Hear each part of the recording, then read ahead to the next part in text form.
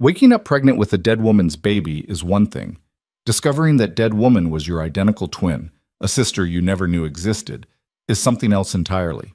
When interior designer Alara Quinn opens her eyes in a fortress mansion owned by Roman Vale, the most feared crime lord in New York, she realizes the surrogacy agreement she signed has trapped her in a nightmare far darker than anything she imagined. The child inside her is the last piece of a shattered family, and Roman will do anything to protect it, even if that means keeping Alara locked away from the world she knows.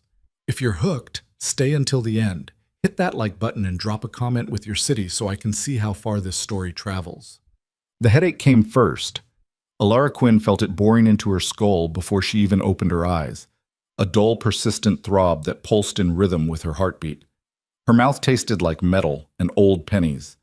Her limbs felt heavy, disconnected, like they belonged to someone else entirely.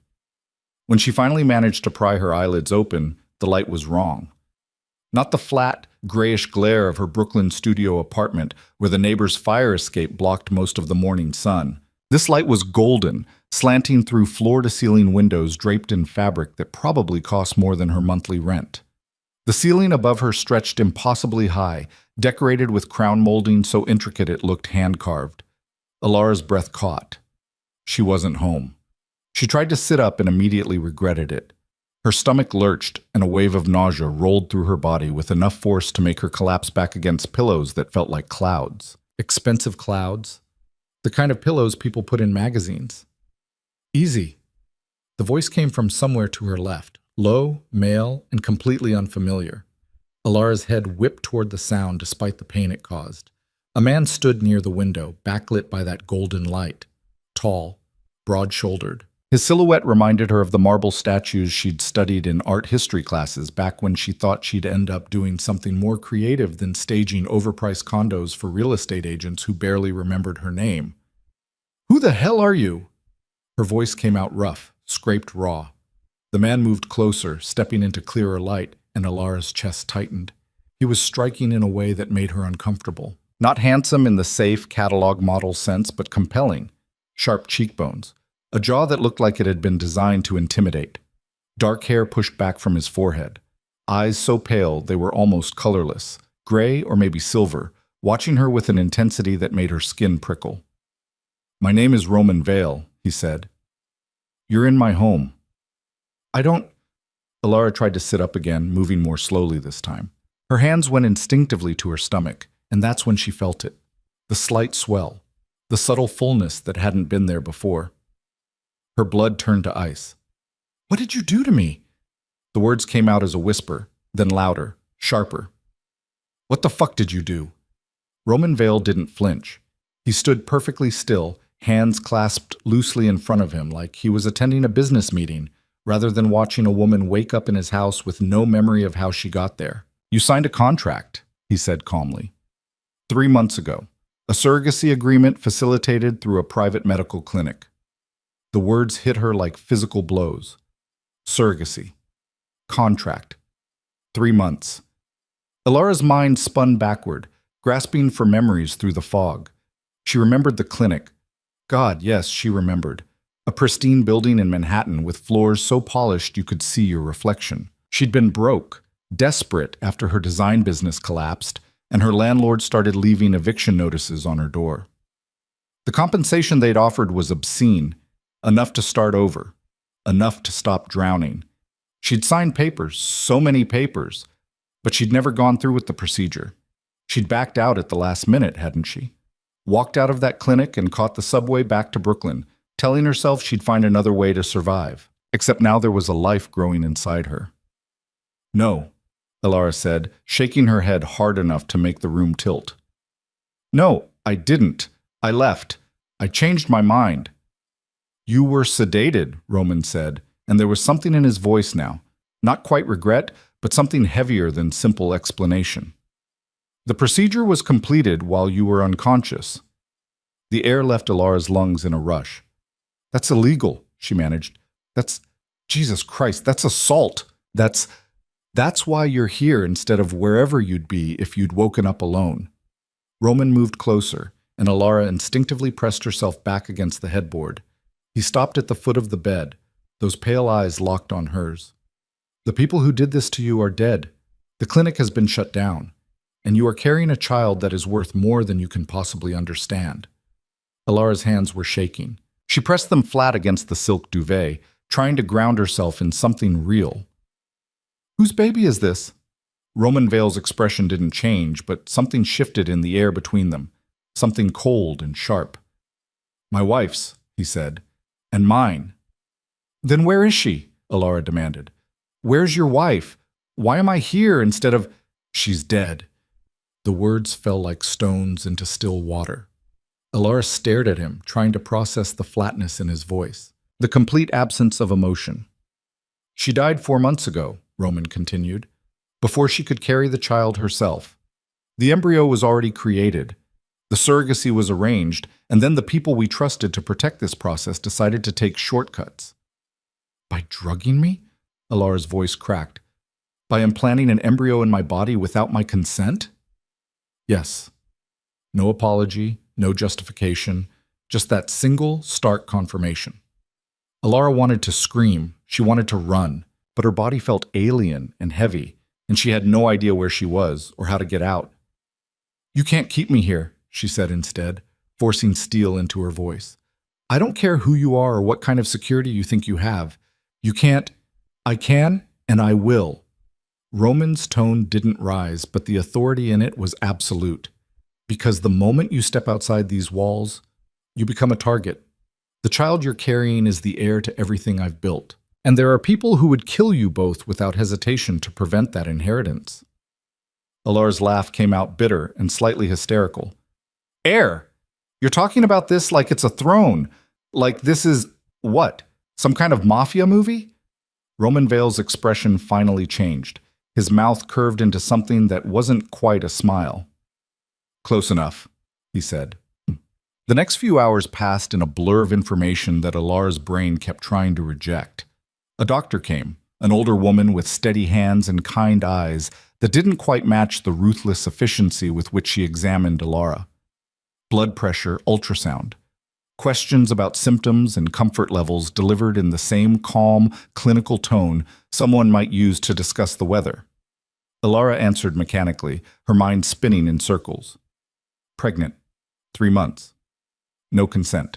The words kept bouncing around her skull, refusing to settle into anything resembling acceptance. When the doctor finally left, a woman who introduced herself as Irina arrived with food. She was middle-aged and stocky, with iron gray hair pulled into a severe bun, and an expression that suggested she'd seen too much to be impressed by much of anything anymore. Eat, Irina said, setting down a tray laden with soup, bread, fruit, and what looked like fresh squeezed juice. Baby needs food. You need food. I need to leave, Alara countered.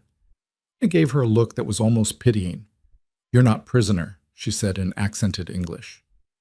You're protected. Is different. Is it? Yes.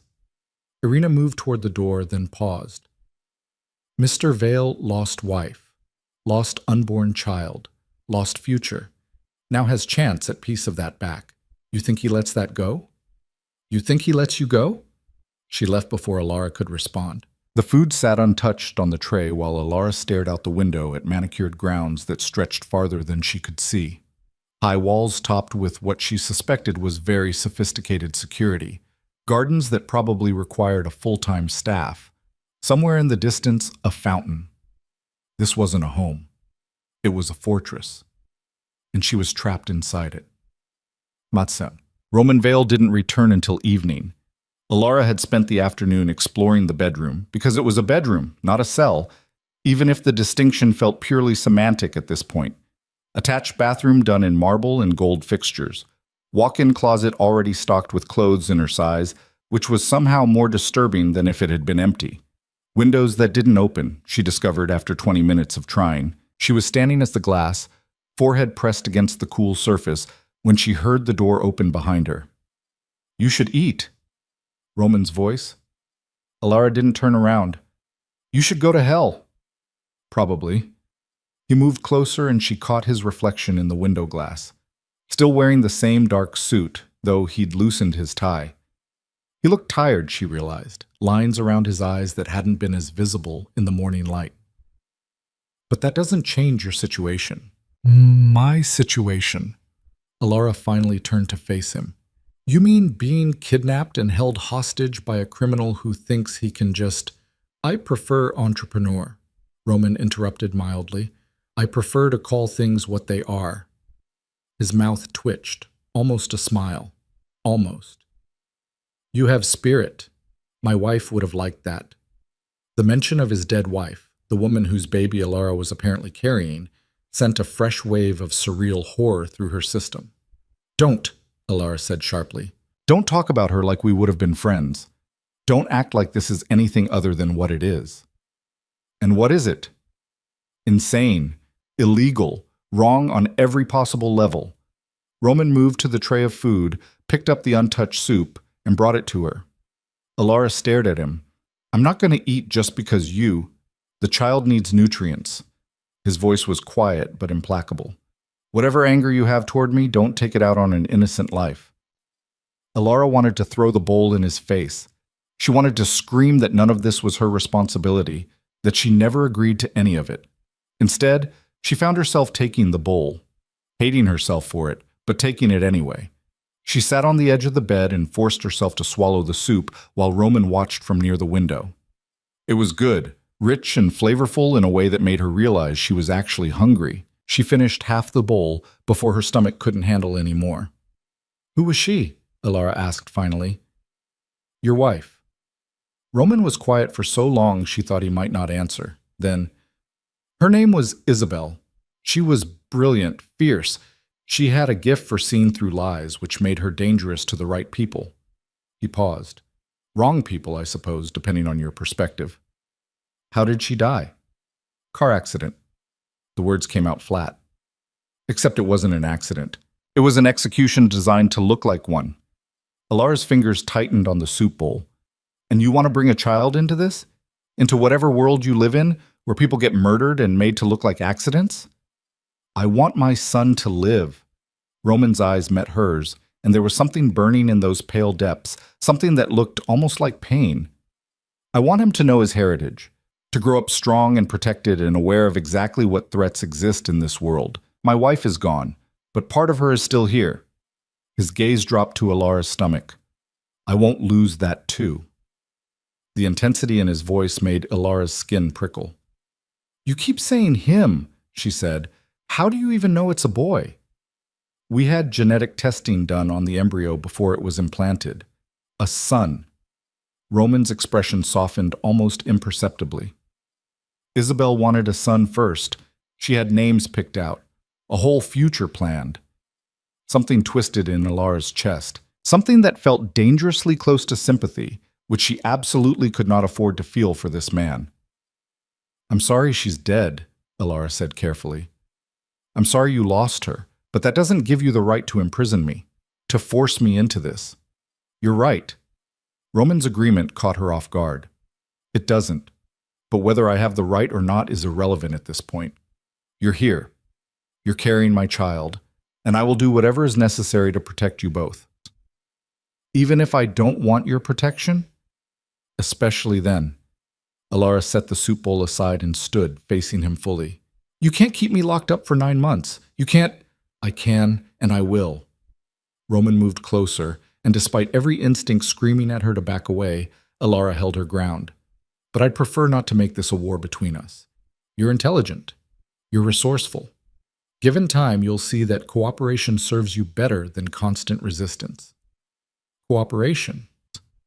Alara's laugh was harsh. You mean submission. I mean survival. He stopped close enough that she could see the faint scar on his left temple, the way his jaw tightened when he spoke. The people who killed my wife are still out there. They know about the surrogacy.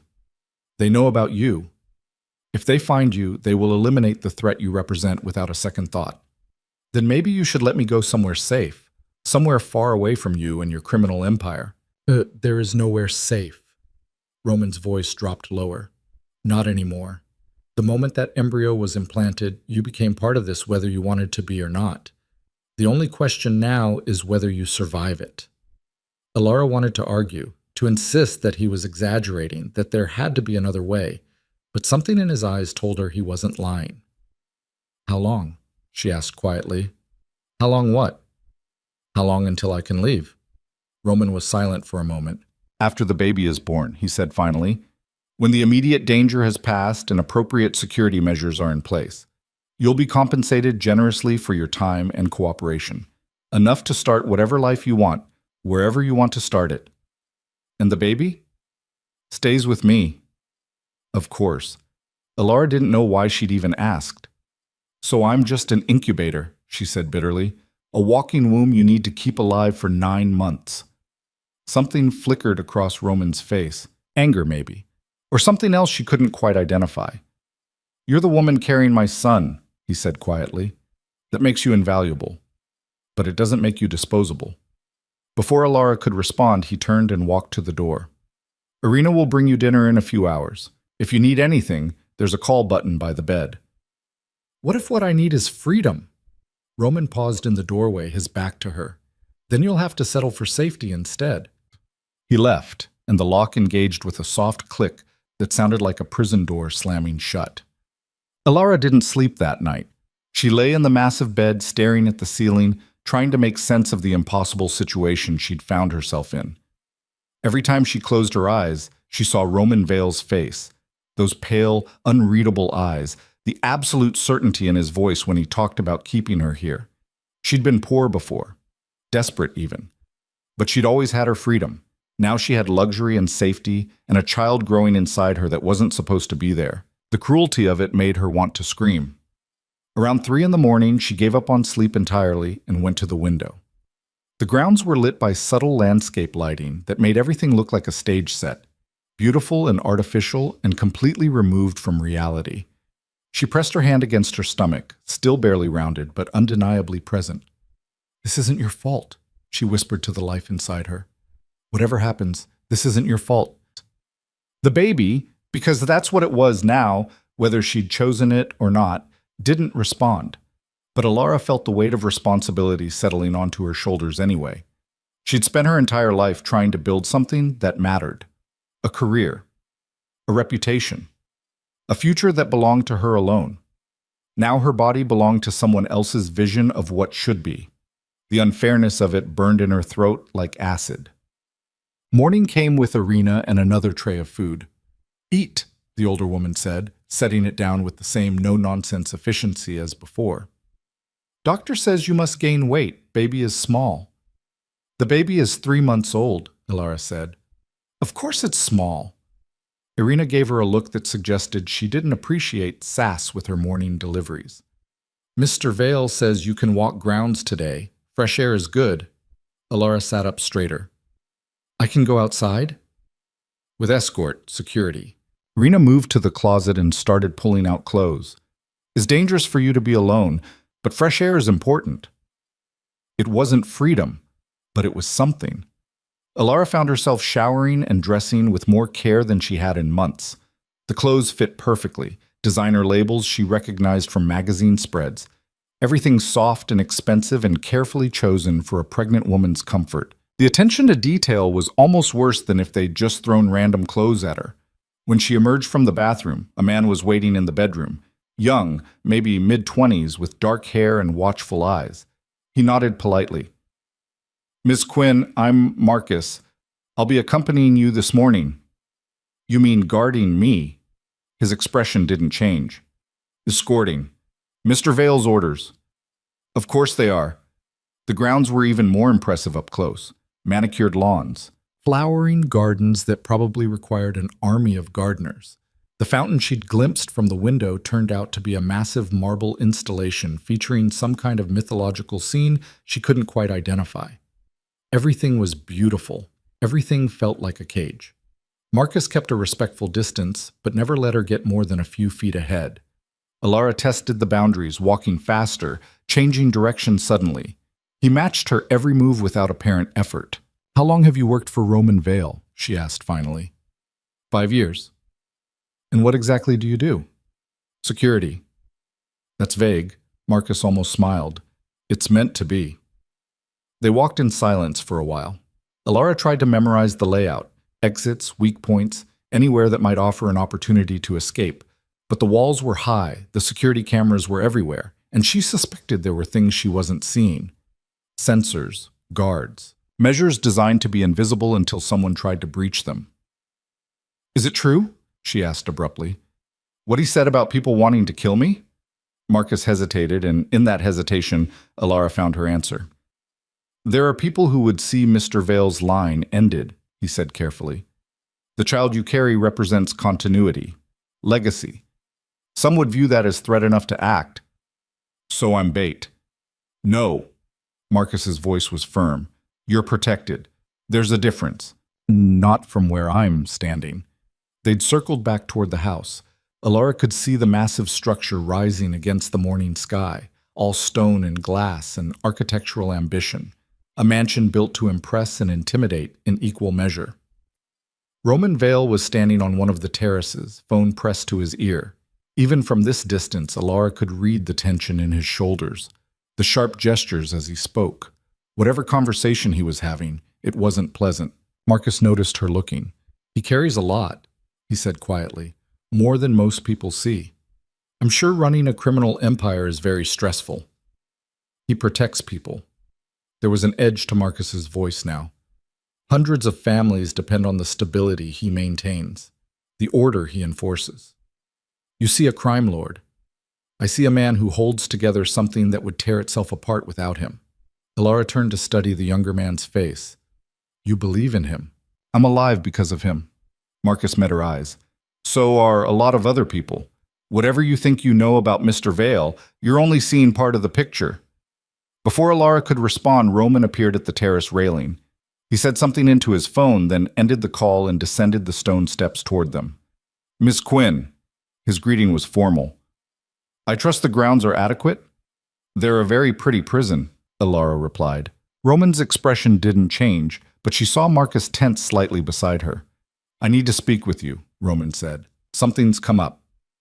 "How ominous." "Marcus, give us a moment." The younger man nodded and retreated back toward the house, leaving Alara alone with Roman in the middle of the garden. Around them, flowers bloomed in colors too perfect to seem entirely natural. "What is it?" Alara asked when the silence stretched too long. Roman's pale eyes fixed on hers. "There's something I didn't tell you yesterday. About my wife. About Isabel." "What kind of something?" He seemed to be choosing his words carefully, which was somehow more disturbing than if he'd just blurted it out.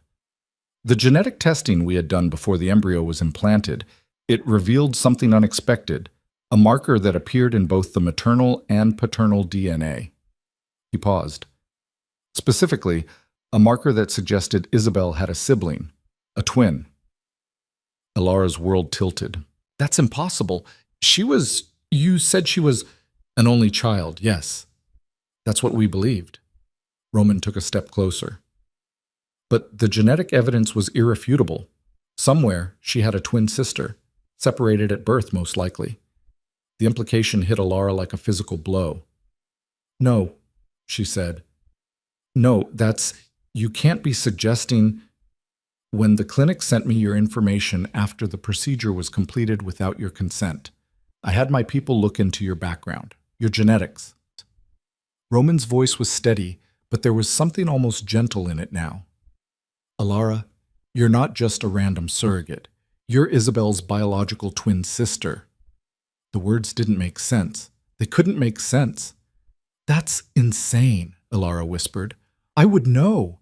My mother would have told me. There's no way you were adopted. Through a private agency that closed down 20 years ago. The records were sealed.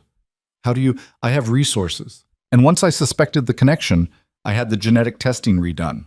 Multiple times through different labs." Roman's gaze held hers. "You and Isabel are identical twins. You share the same biological parents. You were separated within days of birth and placed with different families." Alara's knees felt weak. She sat down hard on a nearby bench, her mind refusing to process what he was telling her. A twin sister. A sister she never knew existed. A sister who was dead. "Why?" The word came out broken. "Why would someone separate twins?"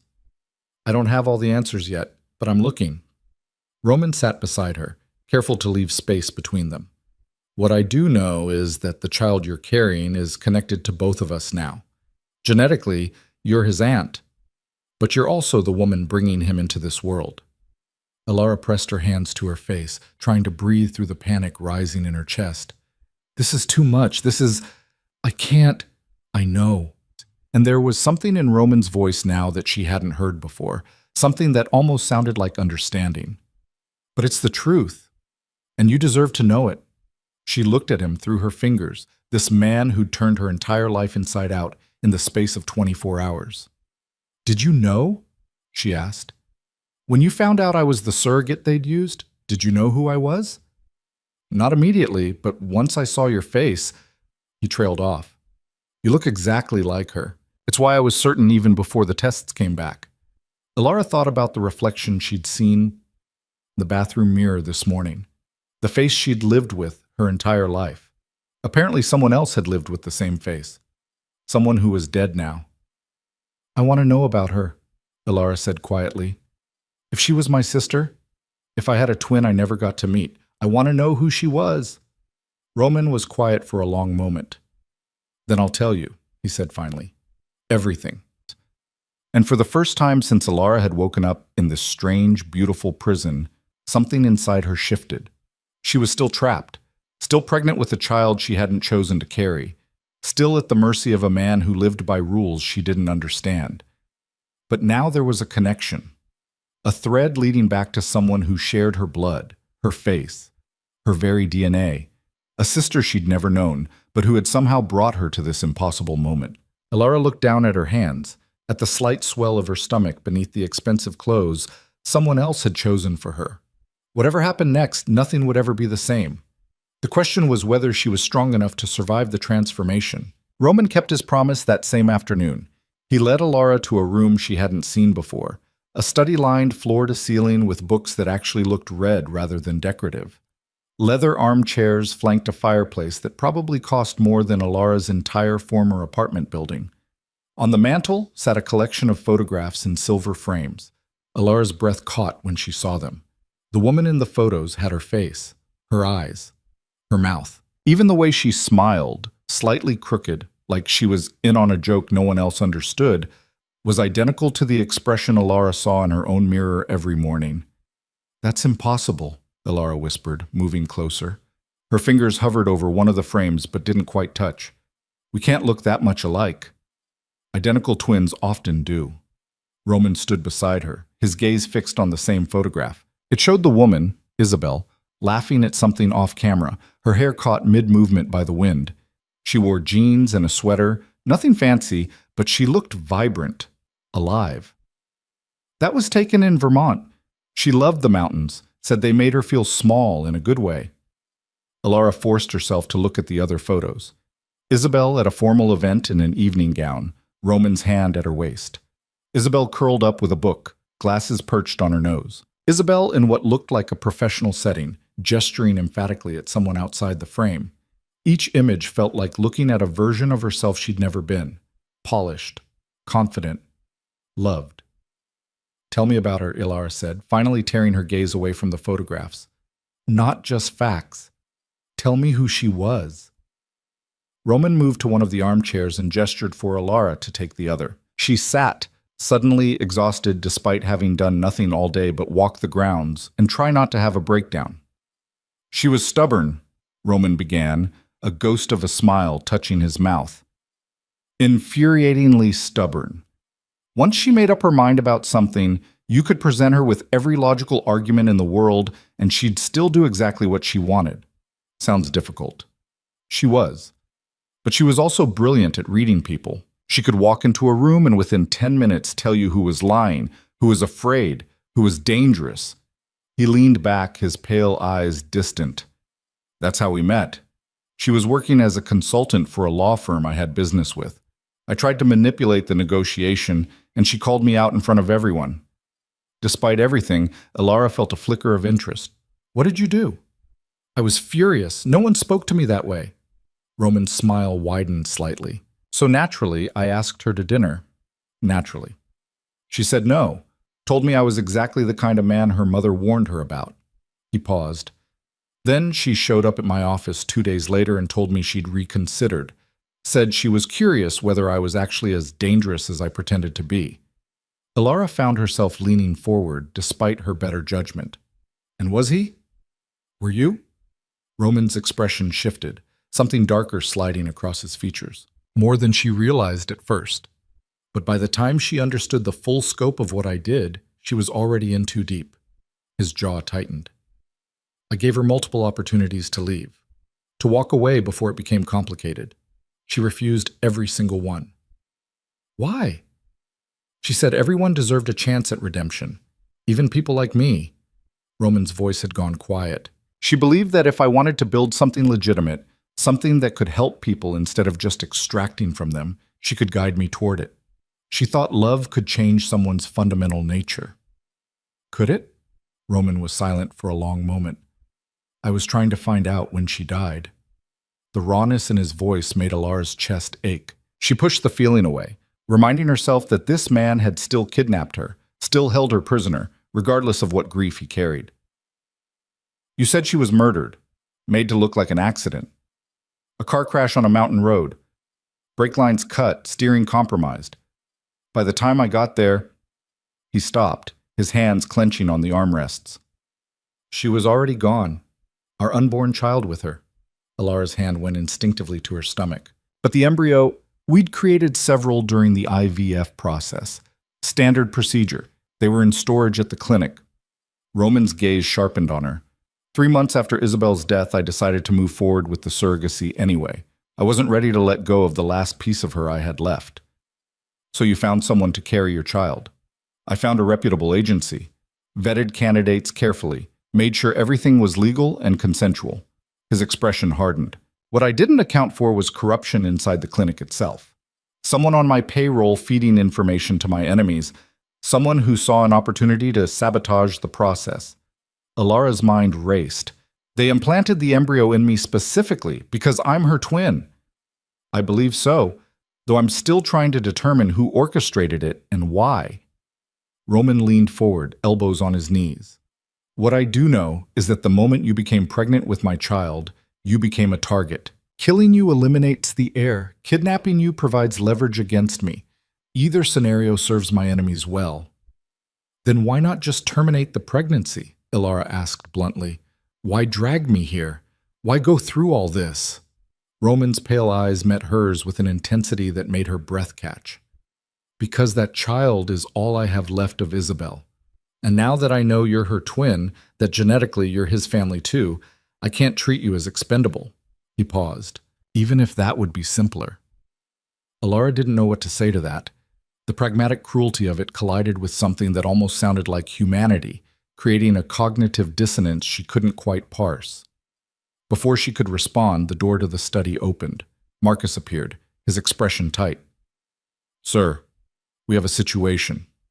Roman was on his feet immediately, all traces of vulnerability vanishing behind a mask of cold authority. What kind of situation? Perimeter breach, east wall, 3 unknowns, heavily armed. Alara's blood turned to ice. Roman turned to her, his voice clipped and absolute. Stay here. Lock the door behind me. Don't open it for anyone except Marcus or myself. What's happening? Exactly what I warned you about. He was already moving toward the door, Marcus falling into step beside him. Stay away from the windows. Don't make yourself visible.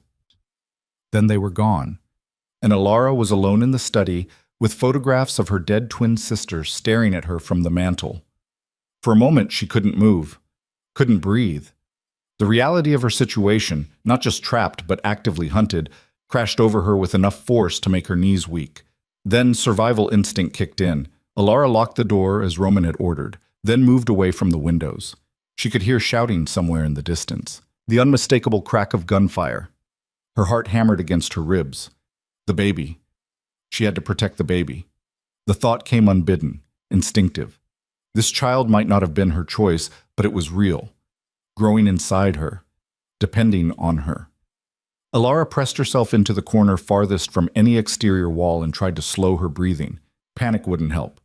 Panic would just make her stupid. More gunfire. Closer this time. Then silence. The silence was somehow worse than the noise. Alara counted her heartbeats.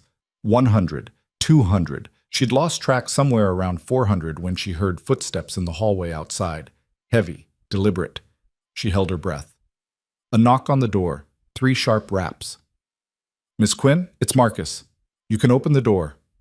Alara didn't move. "How do I know it's really you?" A pause. Then, "You asked me this morning how long I'd worked for Mr. Vale. I said 5 years. You said that was vague." The knot in Alara's chest loosened fractionally. She crossed to the door and unlocked it with shaking hands. Marcus stood on the other side, blood splattered across his shirt. Not his blood, Alara realized with a sickening lurch. Someone else's. "Are you hurt?" he asked immediately. "No, I'm... What happened? Is Roman... Mr. Vale is fine. The threat has been neutralized." Marcus stepped into the room, his eyes scanning every corner before returning to her face. "He wants you moved to a more secure location within the house. The panic room." Panic room. Alara's laugh came out slightly hysterical. "Of course there's a panic room." Marcus didn't smile. "This way." He led her through a maze of hallways Alara hadn't seen before. Servants' passages, maybe, or just routes designed to be invisible to casual guests. They passed 2 other security personnel, both armed, both looking as grim as Marcus. The panic room turned out to be in the basement. A reinforced steel door opened onto a space that looked like a luxury hotel suite crossed with a military bunker. Comfortable furniture. Well-stocked kitchen. And walls that probably could withstand a direct missile strike. "Wait here," Marcus said. "Mr. Vale will come down when he's finished with cleanup." "Cleanup?" Alara's voice sounded hollow even to her own ears. "You mean the bodies?" Marcus's expression softened slightly. "You're safe. That's what matters." Then he was gone, and Alara was alone again. She sank onto the sofa, because of course there was a sofa, because even panic rooms in Roman Vale's world had to be furnished with expensive leather, and tried to process what had just happened. People had come to kill her, to kill the baby, and Roman security had stopped them. The violence of it should have terrified her more than it did. Instead, all Alara felt was a strange numbness, like her brain had hit its capacity for processing impossible situations and simply shut down the overflow. She didn't know how long she sat there before the steel door opened again and Roman appeared. He'd changed clothes. No more blood-spattered suit, but there was something in his eyes, something cold and final, that told Alara exactly what kind of cleanup he'd been overseeing. "Are you hurt?" His first question, just like Marcus's had been. "No." Roman nodded once, then moved to the small bar built into one wall. He poured himself 2 fingers of something amber and drank it in a single swallow. "Who were they?" Alara asked. "Mercenaries. Hired by someone who knew exactly when and where to strike." He poured another drink but didn't touch it yet. "Which means we have a leak. Someone inside my organization feeding information to my enemies. So this will happen again. Not here. Not like this." Roman finally turned to face her fully. "I'm moving you somewhere safer. A property upstate, completely off the books. Only a handful of people will know the location." Alara's laugh was bitter. "Another cage, just a different one. A cage that keeps you alive." Roman's voice was hard. "You can resent me all you want for that, but you're alive to resent me, which is more than you'd be if I'd left you to your own devices." He wasn't wrong. Alara hated that he wasn't wrong. "When?" "Tonight. We move in 2 hours." Roman finally picked up the second drink, studying the amber liquid. "Pack whatever you want to bring. Irina will help you." "And if I refuse to go?" Roman's pale eyes lifted to hers. "Then I'll have you sedated and moved anyway. I'd prefer not to, but I will." There it was. The truth beneath all the careful consideration and almost gentle explanations. Roman Vale would do whatever was necessary to protect his unborn child, including treating Alara like cargo if she forced his hand. "I hate you," she said quietly. "I know." He drank the whiskey. "But hate me alive rather than dead. It's a better arrangement for everyone." Before Alara could respond, her phone, the one they'd returned to her that morning, wiped clean of all her contacts and apps, buzzed in her pocket. She pulled it out, frowning, a text from an unknown number. Her blood turned cold as she read it. "Did Roman tell you how Isabel really died? Ask him about the baby. Ask him why she was driving that night." Alara's hand shook as she looked up at Roman. "What?" he asked immediately, reading her expression. What's wrong? She held out the phone without speaking. Roman's face went completely blank as he read the message. Then something dark and dangerous slid across his features, something that reminded Alara exactly how violent this man could be when pushed. Who sent this? His voice was ice. I don't know.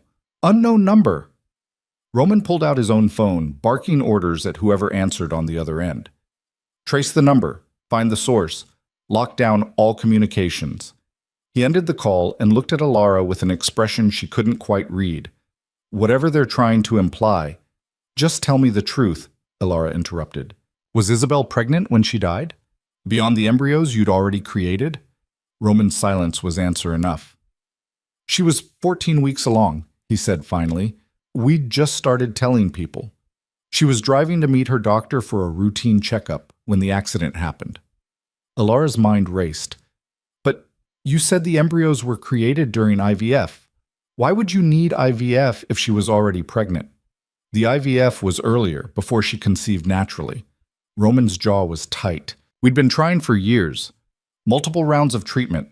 The embryos were created as a precaution in case natural conception didn't work. Then it did. We thought we'd finally gotten our miracle. And someone killed her for it. Yes. The single word carried the weight of mountains. Alara looked down at the text again. The implication was clear. Someone wanted her to doubt Roman's version of events, to think there was more to the story than he'd told her. Why was she driving herself? Alara asked. If you're this powerful, this paranoid about security, why wasn't she protected? Roman's expression turned to stone. She insisted on independence, on maintaining her own life separate from mine. I had security follow her, but at a distance. She hated feeling watched. His hands clenched. That day, she left the house early, before her usual detail was in position. By the time my people realized she'd gone ahead alone, it was too late. So, she died because of a scheduling error. She died because I underestimated how far my enemies would go. Roman's voice was raw. I thought they'd come after me directly. I didn't think they'd target the one person I actually loved. The pain in his voice was real. Alara could hear it, could feel it resonating in the air between them. But the text message planted seeds of doubt she couldn't quite uproot. Who benefits from making me question you? She asked. Anyone who wants to drive a wedge between us. Who wants you frightened and isolated enough to make a mistake? Roman moved closer, his pale eyes intense. Alara, I won't lie to you. I've done terrible things. I'll probably do more terrible things before this is over, but I didn't kill Isabel, and I would never hurt the child she wanted. Alara wanted to believe him. The rational part of her brain knew that if Roman wanted her dead, she'd be dead already. He'd had dozens of opportunities. But the text message was a reminder that she didn't actually know anything about the world she'd been dragged into. The alliances, the enemies, the complex web of violence and loyalty that apparently surrounded Roman Vale's empire. I need time, she said, to think about all of this. You have 2 hours. Roman's voice was back to business. Then we move, whether you're ready or not. He left without another word, the steel door closing behind him with a pneumatic hiss that sounded almost like a sigh. Alara looked down at her phone again, at the message that had appeared from nowhere, designed to unsettle and disturb. Ask him about the baby. But she had asked, and Roman had answered. The question was whether she believed him. Irina appeared 90 minutes later with empty suitcases and a brisk attitude that suggested she'd packed for emergency evacuations before. Clothes first, she said, already moving toward the bedroom that had been prepared for Alara on this level. Comfortable things. You will be in a new place for many weeks, maybe months. Sounds like paradise, Alara muttered. Irina gave her a sharp look. You think this is bad? You should see what happens to people Mr. Vale doesn't protect. She started pulling clothes from drawers, folding them with military precision. My daughter was in bad situation. Terrible man. Mr. Vale helped her disappear, gave her new identity, new life. She is safe now. Happy. He's not a saint, Irina. No, but he keeps his promises. The older woman paused, a sweater held loosely in her hands. Mrs. Isabel used to say that. Roman is many things, but he always keeps his word. If he says you are protected, you are protected. Ilara wanted to argue, to point out that protection that came with imprisonment wasn't really protection at all. Instead, she found herself helping pack, choosing which clothes to bring, which books from the small library someone had stocked in the panic room. Small, stupid decisions that felt like the only control she had left. They were nearly finished when Marcus appeared in the doorway. "Convoy's ready. We leave in 15 minutes. Convoy. Ilara looked up from the suitcase she'd been filling. How many vehicles? 4, 2 ahead, 2 behind, all armored. We'll have air support tracking until we're clear of the city. The scale of it was absurd, like she was some kind of head of state being moved through a war zone, except the war zone was real. The people trying to kill her were real, and the baby growing inside her was the prize everyone wanted. Ilara zipped the last suitcase closed and straightened, pressing a hand to her lower back. The ache there had been building all day. Stress, probably. Or just the physical reality of being pregnant. "Let's get this over with," she said. Marcus and another guard carried her luggage while Ilara followed Irina through more hidden passages. They emerged in an underground garage that looked like it could house a small army. Black SUVs with tinted windows. Sedans that probably cost more than most people made in a year. And in the center, a vehicle that looked more like a tank than a civilian car. Roman stood beside it, talking quietly with a man Ilara didn't recognize. When he saw her approach, he broke off the conversation and moved to intercept her. "You'll ride with me," he said. Not a question. "Do I have a choice?"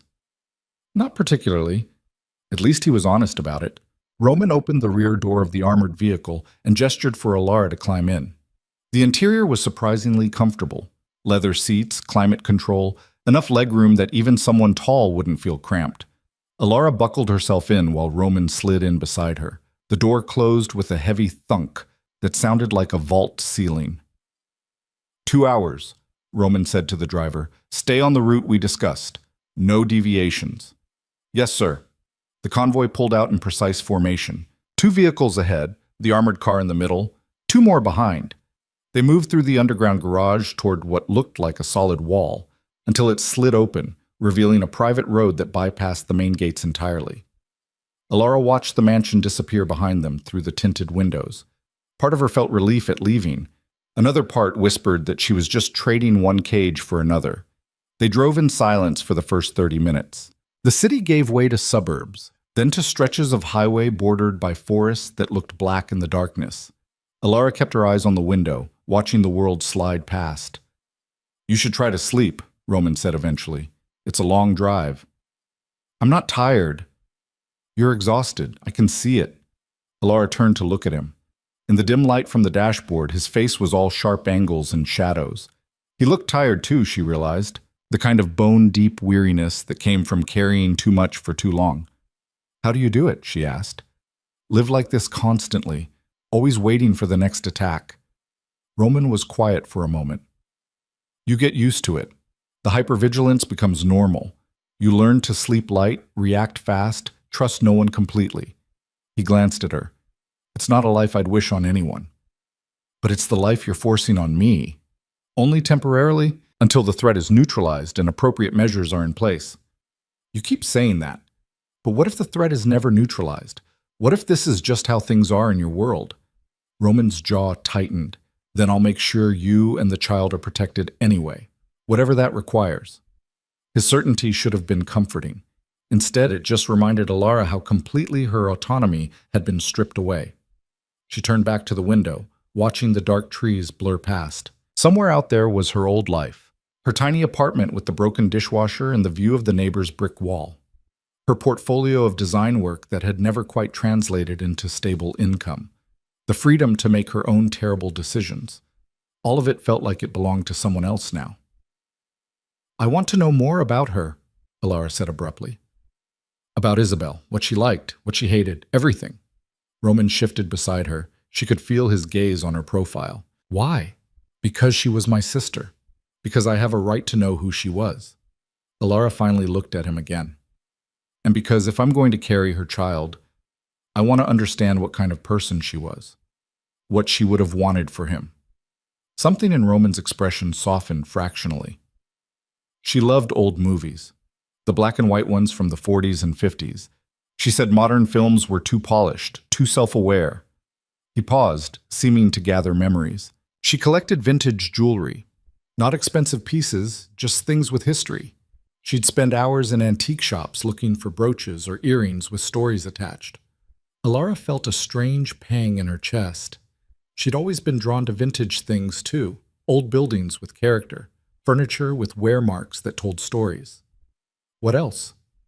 She couldn't cook to save her life, burned water somehow. But she loved good food, so we had a chef who tolerated her constant presence in the kitchen, asking questions. Roman's mouth curved slightly. She wanted to learn. She just never had the patience to follow recipes properly. Sounds frustrating. It was charming. The fondness in his voice was undeniable.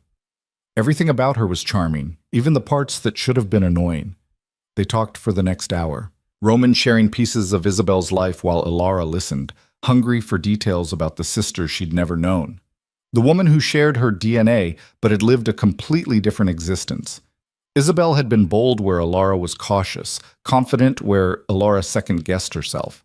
She'd walked into dangerous situations because she believed in her ability to navigate them. And it had gotten her killed.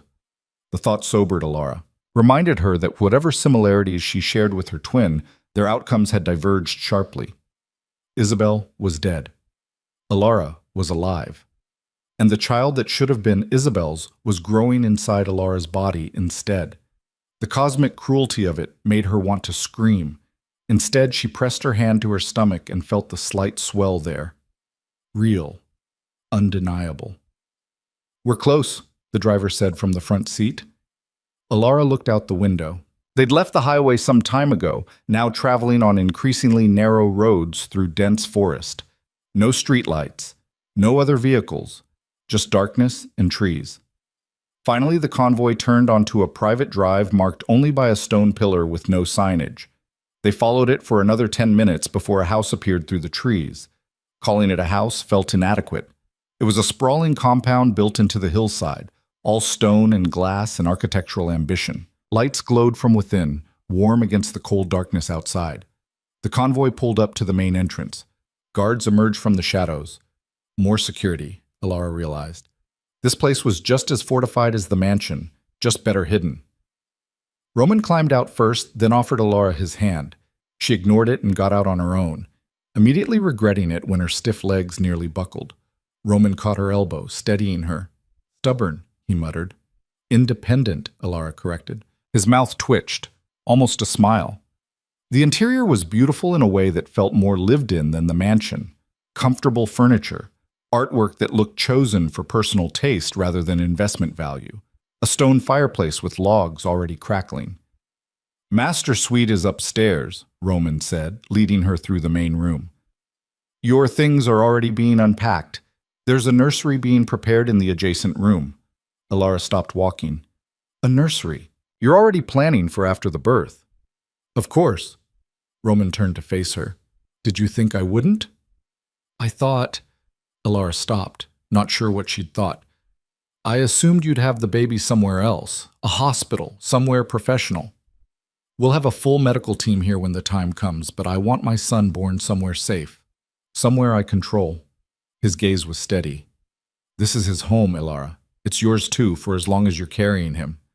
The possessiveness in his voice should have angered her. Instead, it just made her tired. "Show me the room," she said quietly. Roman led her upstairs to a suite that managed to be both spacious and somehow cozy. Large bed, sitting area, windows that overlooked the forest with the same bulletproof quality as the ones in the mansion. And through a connecting door, visible even from where Alara stood, was the nursery. She moved toward it before she could stop herself. The room was only partially finished, furniture still being assembled, walls painted a soft gray blue. But there was already a crib, a rocking chair, shelves waiting for books and toys. "Isabel picked the color," Roman said from behind her. "Before she died. She wanted something neutral but warm, said a child's room should feel like a refuge." Alara pressed her hand to the doorframe, emotions she couldn't name rising in her throat. This should have been Isabel's moment, Isabel's nursery, Isabel's baby. Instead, it was Alara standing here, Alara carrying the child, Alara living the life her twin sister had died before she could complete. "I'm tired," she said, her voice rough. "I need to sleep." "Of course." Roman stepped back, giving her space. "If you need anything, there's a call button by the bed. Someone will respond immediately." Alara nodded, not trusting herself to speak. She waited until Roman left before letting the tears come. Silent, angry, grieving for a sister she'd never known and a life she'd never chosen. The baby shifted inside her, just a flutter, barely perceptible, but real. So terribly, impossibly real. Alara woke to sunlight streaming through unfamiliar windows and the smell of coffee drifting up from somewhere below. For a disoriented moment, she thought she was back in her Brooklyn apartment, that everything had been some kind of stress-induced fever dream. Then she felt the weight in her abdomen, the slight pressure against her bladder that meant the baby was real and growing and impossible to ignore. She pushed herself upright with a groan, her back protesting the movement. 4 months pregnant now, according to the doctor who'd examined her yesterday. 4 months of carrying a child she hadn't agreed to, in a body that felt less like her own with each passing day. The bedroom was exactly as she remembered from last night. Too large, too luxurious, too much like a gorgeous trap. Through the windows, she could see forest stretching in every direction. No neighbors. No other houses visible. Just trees and sky and the kind of isolation that probably cost a fortune to maintain. Alara made her way to the bathroom, splashed water on her face, and tried to recognize the woman staring back at her from the mirror. Same dark hair, though she hadn't bothered styling it in weeks. Same eyes, though they looked harder now. More wary. Isabel's eyes, she thought. Her dead twin's face looking back at her. The thought still felt surreal, like something from a badly written thriller rather than actual life. She dressed in loose pants and a sweater. Everything was loose now, designed to accommodate a body that was changing faster than she could accept, and made her way downstairs. The smell of coffee grew stronger as she descended. She followed it to a kitchen that managed to be both professional grade and somehow homey, all granite counters and copper pots hanging from a rack above the island. Roman stood at the stove, flipping what looked like an omelet. Alara stopped in the doorway, genuinely surprised. "You cook?" He glanced over his shoulder, his pale eyes assessing her in that way he had, like he could read her physical state from across a room. "I do many things people don't expect." He plated the omelet and gestured to the island. "Sit. You need to eat. I'm not hungry. The baby is. Sit." Alara bristled at the command but found herself obeying anyway. She was hungry, despite her claims otherwise. Starving, actually. In that specific way, pregnancy made her crave food and reject it in equal measure. Roman set the plate in front of her along with orange juice and a selection of fresh fruit. The omelet was perfectly golden, filled with vegetables and cheese that smelled divine. "Where's Irina?" Alara asked, picking up her fork. "I gave her the morning off. Thought you might prefer fewer people hovering." Roman poured himself coffee and leaned against the counter opposite her. "How did you sleep?" "Badly." Alara took a bite of the omelet and had to suppress a sound of appreciation. It was delicious. "Your bed is too soft. I'll have it replaced." "That's not—" She stopped, realizing he was serious. "Don't replace the bed. I'm just complaining." "You're entitled to complain." Roman sipped his coffee, watching her eat with that same assessing gaze. "The situation is not what you chose." "No, it's not." They sat in silence while Alara worked through the omelet. She could feel Roman's attention on her, heavy and constant. It should have made her uncomfortable. Instead, she found it oddly steadying, like having a guard dog that happened to be extremely dangerous but had decided she was worth protecting. "We need to talk," Roman said when she'd finished eating. "About what happens next." Alara set down her fork. "You mean about how long I'm staying in this gilded cage?" "I mean about the people who attacked us, about the leak in my organization, about keeping you alive long enough to deliver my son safely." His voice was level, but she could hear the steel underneath. "Someone inside my operation fed information to my enemies, someone I trusted, and until I find out who, nowhere is completely safe." "Then what's the point of moving me here?" "Damage control. Limiting who knows your location, making it exponentially harder for anyone to get to you." Roman set down his coffee cup. "But I need you to understand something. The people hunting us, they're not going to stop. They can't afford to. My son represents the continuation of everything I've built. To my enemies, that's an existential threat. Ilara's hand went instinctively to her stomach. So what? I just hide here forever? You hide here until I eliminate the threat, which I will. The certainty in his voice was absolute, but it requires time, resources, and unfortunately, some risk. What kind of risk? Roman hesitated, which was unusual enough that Ilara's chest tightened. The kind where I need to draw them out, make them think they have an opening. He met her eyes. I need to make them believe you're vulnerable. Ilara's stomach dropped. You want to use me as bait? I want to create a scenario where they feel confident enough to make a move, then crush them completely. Roman's expression was cold now, ruthless. But I won't do it without your consent. If you say no, we find another way. It just takes longer. And in the meantime, I stay locked up. Yes. Ilara pushed back from the island, pacing to the windows.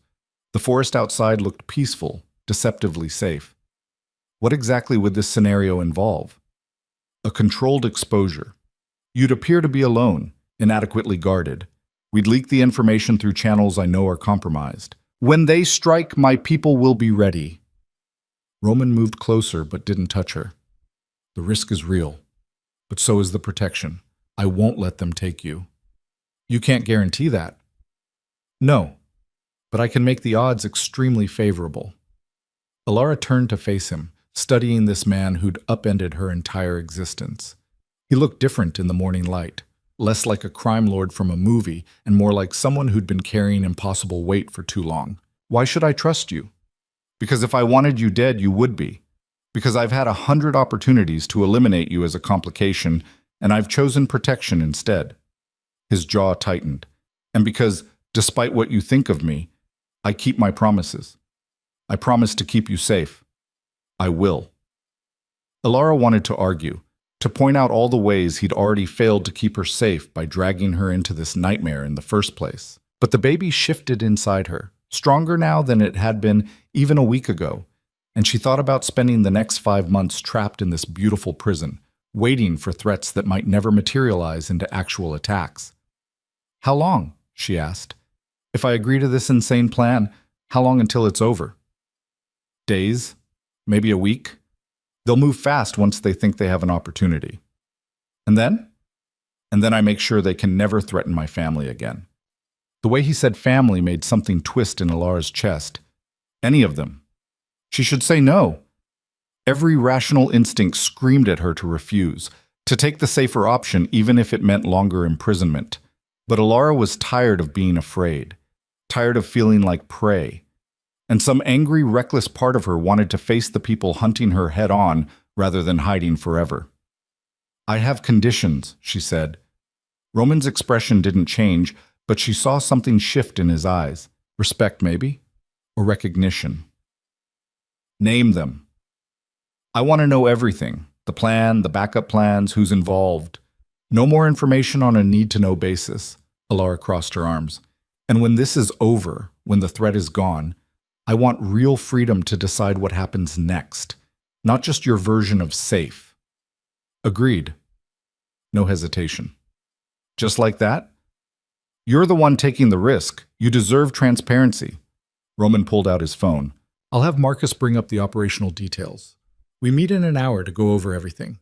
He started to leave, then paused in the doorway. Ilara, thank you. The sincerity in his voice caught her off guard. She nodded, not trusting herself to speak. After he left, she stood at the window for a long time, watching clouds move across the sky and wondering if she'd just made the stupidest decision of her life. The baby kicked, a real kick this time, unmistakable, and Ilara pressed her hand to the spot. Your father is insane, she whispered. And apparently, so am I. The war room, as Marcus called it, turned out to be a converted study on the second floor.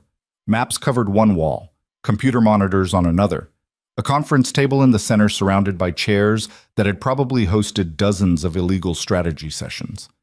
Roman stood at the head of the table, flanked by Marcus and two other men Ilara didn't recognize. One was older, maybe 60, with silver hair and the kind of face that suggested he'd seen violence up close and learned to live with it. The other was younger, barely 30, with a nervous energy that manifested in constant small movements. "Ms. Quinn," the older man nodded politely. "I'm Victor, head of security operations. This is Danny, our intelligence specialist." Danny raised a hand in an awkward wave. Alara took the seat Roman pulled out for her, suddenly aware that she was the only woman in the room. The only person who wasn't trained for violence or strategy or whatever else these men did in their professional capacities. "Walk her through it," Roman said, settling into the chair beside her. Victor moved to the maps on the wall. Red pins marked various locations. Blue lines connected them in patterns Alara couldn't decipher. "We've identified 3 primary groups with motive to eliminate the heir," Victor began. "The Volkov faction out of Brighton Beat, the Chen organization operating in Chinatown, and a wild card. Mercenaries we believe are being funded by someone inside your own operation, Mr. Vale." "The leak," Alara said. "Correct." Victor tapped one of the red pins. "We've narrowed the suspects to 5 individuals with access to sensitive information, but we haven't been able to identify which one is compromised. So you want to feed them all the same false information and see who bites," Alara guessed. "Essentially." Danny leaned forward, his fingers drumming on the table. "We leak that you're being moved to a medical facility in Westchester for prenatal care. Limited security detail. Vulnerable window of approximately 3 hours. But I won't actually be there." "You will." Roman's voice was firm. "That's what makes it convincing. You'll be at the facility receiving actual medical care. But the security you'll appear to have is a fraction of what will actually be present." Alara's pulse quickened. "You're serious? You actually want me there?" "The threat has to be credible," Victor said.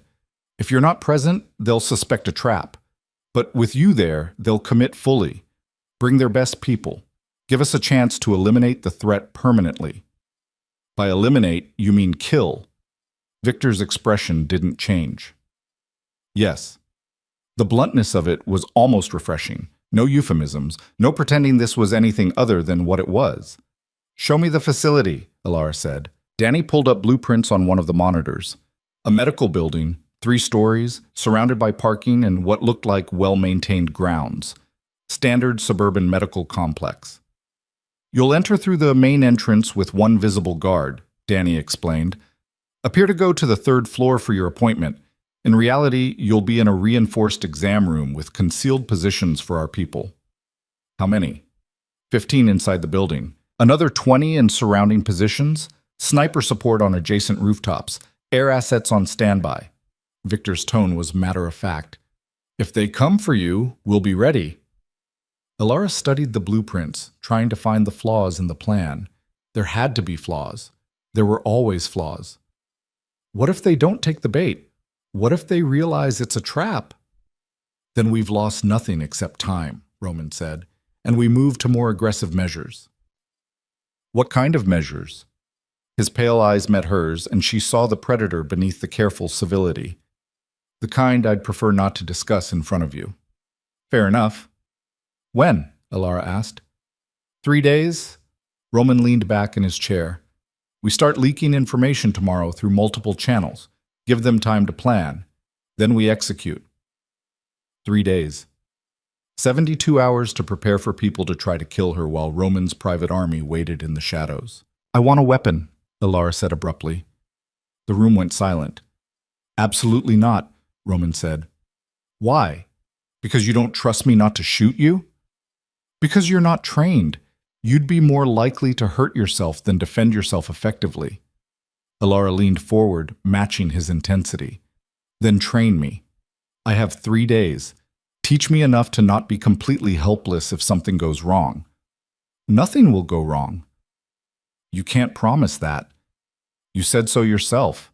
She held his gaze. "I'm agreeing to your plan, but I'm not going in there defenseless. Either you teach me basic self-defense and how to handle a weapon, or I back out right now." Roman's jaw worked. She could see the war happening behind his eyes, the part of him that wanted complete control versus the part that recognized she had a point. 2 hours a day, he said finally. "Marcus will teach you. Basic defensive techniques only. And if I don't think you're ready by the time we execute, the deal is off. Fine. Victor and Danny exchanged glances that suggested they'd just witnessed something unusual. Roman Vale backing down from an argument, apparently, was noteworthy. The rest of the meeting covered logistics, entry times, communication protocols, what to do if things went wrong in various specific ways that all sounded terrifying.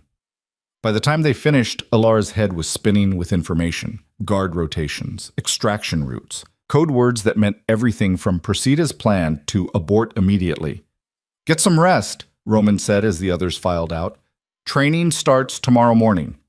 Alara nodded, exhaustion suddenly crashing over her. She'd been awake for less than 6 hours and already felt wrung out. She started toward the door, then stopped. Roman.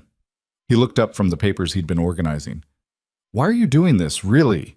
Alara turned to face him fully. You could just keep me locked up somewhere. Wait out the pregnancy. You don't have to put yourself at risk to draw out your enemies. Roman was quiet for a long moment. When he spoke, his voice was softer than she'd heard it before. Because I'm tired of living defensively. Tired of reacting to threats instead of eliminating them. He met her eyes. And because my son deserves to grow up in a world where he doesn't have to constantly look over his shoulder. If I can end this now, I will. Even if it costs you? Especially then. There was something in his expression, a resignation that looked almost like peace, like he'd already accepted whatever price this might demand. Alara wanted to ask more, to dig deeper into whatever drove this man to risk everything for a child that hadn't even been born yet. Instead, she just nodded and left, the weight of what she'd agreed to settling onto her shoulders like a physical thing. Training began at dawn the next morning. Marcus met her in what turned out to be a fully equipped gym in the basement. Mats covered the floor. Weapons lined one wall. Punching bags hung from reinforced ceiling mounts. We'll start with awareness, Marcus said, handing her water. Most people get hurt because they don't see the threat coming. Your job is to stay alert and create distance. For the next 2 hours, he walked her through basic defensive stances. How to break a hold, where to strike if someone grabbed her. Nothing fancy, just practical techniques designed to give her seconds to escape. Alara's body protested every movement. She was pregnant, out of shape, and operating on too little sleep. But she pushed through anyway, driven by the knowledge that in 3 days, her life might depend on these skills. Good, Marcus said when she managed to break his grip on her wrist for the 5th time in a row. You're getting it. I'm sweating through my shirt and my back is screaming. That means you're working hard enough. He handed her more water. Take 5. Then we'll do firearms basics. The gun he showed her was smaller than she'd expected, compact, designed to be concealed easily. This is a 9mm, Marcus explained, keeping it pointed at the ground. Semi-automatic. 15-round capacity. We're not going to make you an expert in 3 days, but I can teach you enough to not shoot yourself if you need to use it. He walked her through the mechanics. Loading, safety, stance, breathing, all delivered in that calm, professional tone that made it feel almost normal. When he finally let her fire at targets downrange, the recoil surprised her. The noise, even through ear protection, was overwhelming. But she kept shooting, adjusting her grip, her stance, her breathing, until she could hit the paper target consistently. Not well, but consistently. You're not going to win any competitions, Marcus said, but if someone's close enough, you could probably convince them to back off. That's the goal, right? Survive long enough for your people to eliminate the threat. Exactly. They trained for another hour before Marcus called it. Alara stumbled upstairs, every muscle burning, and found Roman in the kitchen again. How'd she do? He asked Marcus. Better than expected. She doesn't quit. No. Roman's eyes tracked Alara as she collapsed into a chair. She doesn't. He set a plate of food in front of her, grilled chicken, vegetables, rice. All healthy, all designed to fuel a pregnant body that was being pushed too hard. Eat, then shower, then sleep. Yes, sir, Alara muttered, too tired to make it sound sarcastic. She ate mechanically, barely tasting the food. Roman sat across from her with his laptop, working on something that probably involved illegal activity, while she shoveled calories into her mouth like fuel. It was weirdly domestic, sitting in a kitchen with someone who was technically her jailer, but who kept cooking for her, who insisted she rest, who looked up periodically to make sure she was actually eating. "Why do you do that?" Alara asked. "Do what?" "Cook. You have staff. You could have someone else feed me." Roman closed his laptop. Isabel loved cooking even though she was terrible at it. Being in the kitchen with her was one of the few times she'd slow down. Stop analyzing everything. Just be present. He paused. "I suppose it's become habit. A way to feel close to her." Alara's throat tightened. "I'm not her." "I know." His voice was gentle. "But you carry part of her, and that's—" He stopped, seeming to search for words. "That's enough." They finished the meal in silence. Alara showered afterward, letting hot water work at the knots in her muscles, then collapsed into bed and was asleep before she could overthink any of it. The next 2 days passed in a blur of training, eating, sleeping, and trying not to think too hard about what was coming. Marcus pushed her harder each session. Roman watched sometimes, his expression unreadable. Victor and Danny came and went, updating plans, adjusting variables. On the second night, Alara found herself in the nursery again.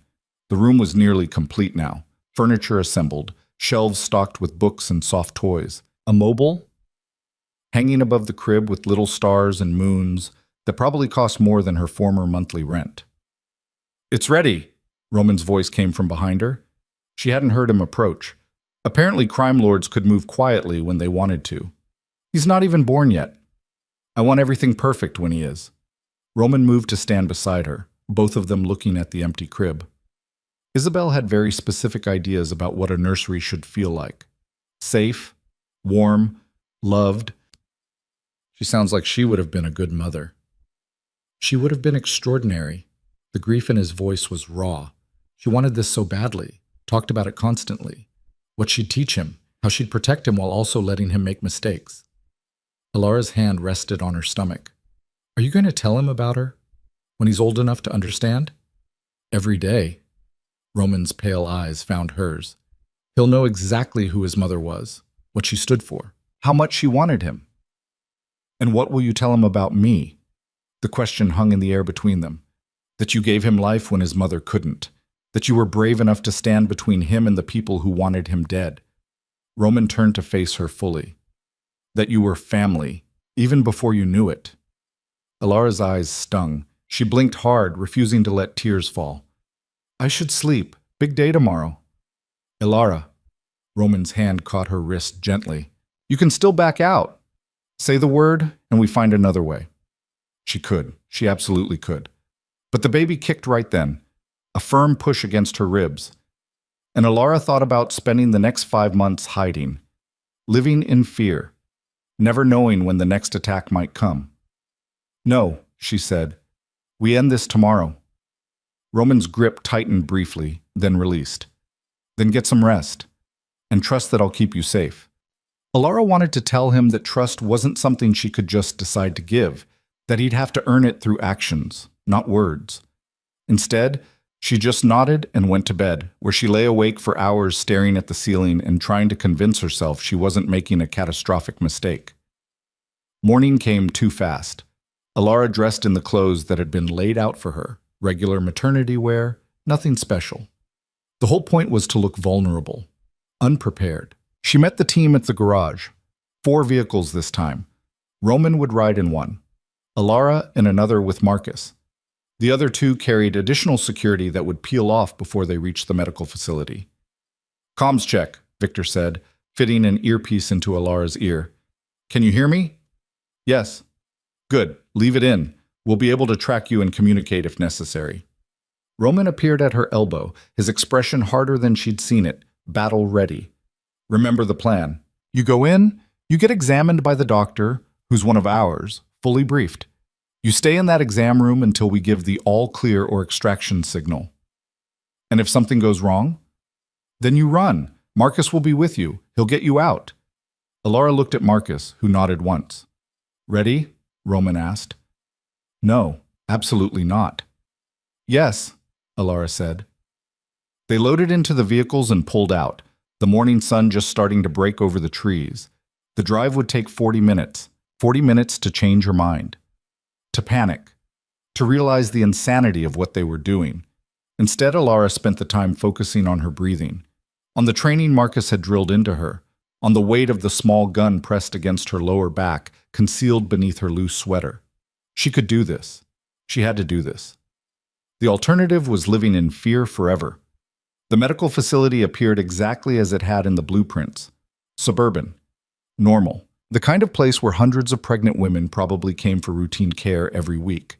Except today, it was a trap, and Alara was the bait. Marcus walked her to the entrance, playing the role of single, visible security. They checked in at reception, took the elevator to the 3rd floor. In her ear, Victor's voice. All positions confirmed. We have eyes on 3 vehicles entering the parking area. Unknown occupants. Stand by. Alara's heart hammered against her ribs. The exam room was exactly as promised. Reinforced walls, concealed positions where she knew Roman's people waited. The doctor, a woman in her 50s with steady hands and kind eyes, greeted them professionally. Ms. Quinn, let's get you examined. They went through the motions. Blood pressure, fetal heartbeat check. The doctor kept up a stream of calm medical talk, while Alara tried not to think about the fact that somewhere outside, armed men were preparing to kill her. 4 vehicles now, Victor's voice said. All occupants armed, moving toward the building. Estimate contact in 90 seconds. Alara's hand shook. The doctor squeezed her wrist once, reassuring. Contact. Multiple hostiles entering through main and side entrances. Engaging. The sound of gunfire erupted somewhere below them. Distant but unmistakable. Marcus moved to position himself between Alara and the door, weapon drawn. More gunfire. Closer now. They're pushing for the 3rd floor, Victor said, his voice tight. Stand by. The baby kicked, hard, like it could sense Alara's terror. It's okay, she whispered, hand pressed to her stomach. It's going to be okay. The door to the exam room exploded inward. Marcus fired twice before Alara even processed what was happening. The man who'd blown through the door went down hard, weapon clattering across the linoleum. But there were more behind him. 3, 4. Alara couldn't count through the chaos. The doctor shoved Alara toward the far corner where a reinforced panel slid open, revealing the concealed position Victor had mentioned. Hands pulled her through, one of Roman's guards, face grim, already firing back toward the door. Everything was noise. The crack of gunfire so loud it felt like her skull might split. Shouting in languages she didn't recognize. The acrid smell of gunpowder burning her throat. Alara pressed herself against the wall, hands covering her stomach instinctively. Protecting the baby. The only thing that mattered in this nightmare moment. Marcus was still firing, controlled bursts, his voice cutting through the chaos. Victor, we need backup now. They came in heavier than anticipated. En route. Hold position. More gunfire. The distinctive sound of someone screaming, then cutting off abruptly. Alara's hands shook so badly she could barely keep them pressed against her abdomen. This was real. People were dying 10 feet away from her. And if Roman's plan failed, she'd be next. The guard beside her, young, maybe 25, took her round to the shoulder and went down with a grunt. Alara scrambled toward him without thinking, pressing her hands to the wound even as blood poured between her fingers. Stay down, he gasped. Don't... The wall behind them exploded. Not the door. The actual wall. Someone had blown a hole through the reinforced structure, and suddenly there were more hostiles pouring through, and Marcus was turning, firing, but there were too many. Alara grabbed the fallen guard's weapon. Her hands knew what to do from Marcus's training, even as her brain screamed that this was insane, and fired at the closest figure. Missed. Fired again. The recoil nearly knocked her backward, but the figure stumbled. Alara, run! Marcus's voice, hoarse and desperate.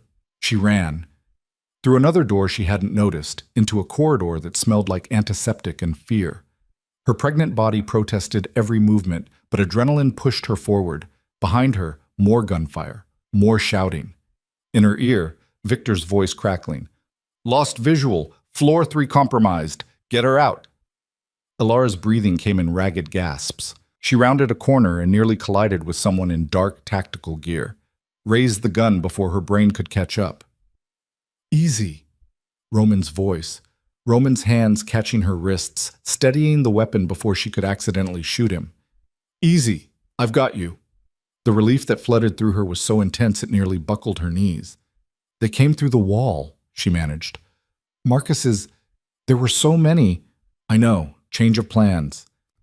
Roman was already moving, one hand gripping her arm, the other holding his own weapon with the casual competence of someone who'd done this 100 times. They brought more resources than we anticipated. We need to get you out of the building. They moved quickly through corridors that all looked the same. Twice they encountered hostiles. Both times Roman eliminated them with an efficiency that should have horrified Alara, but instead just felt necessary.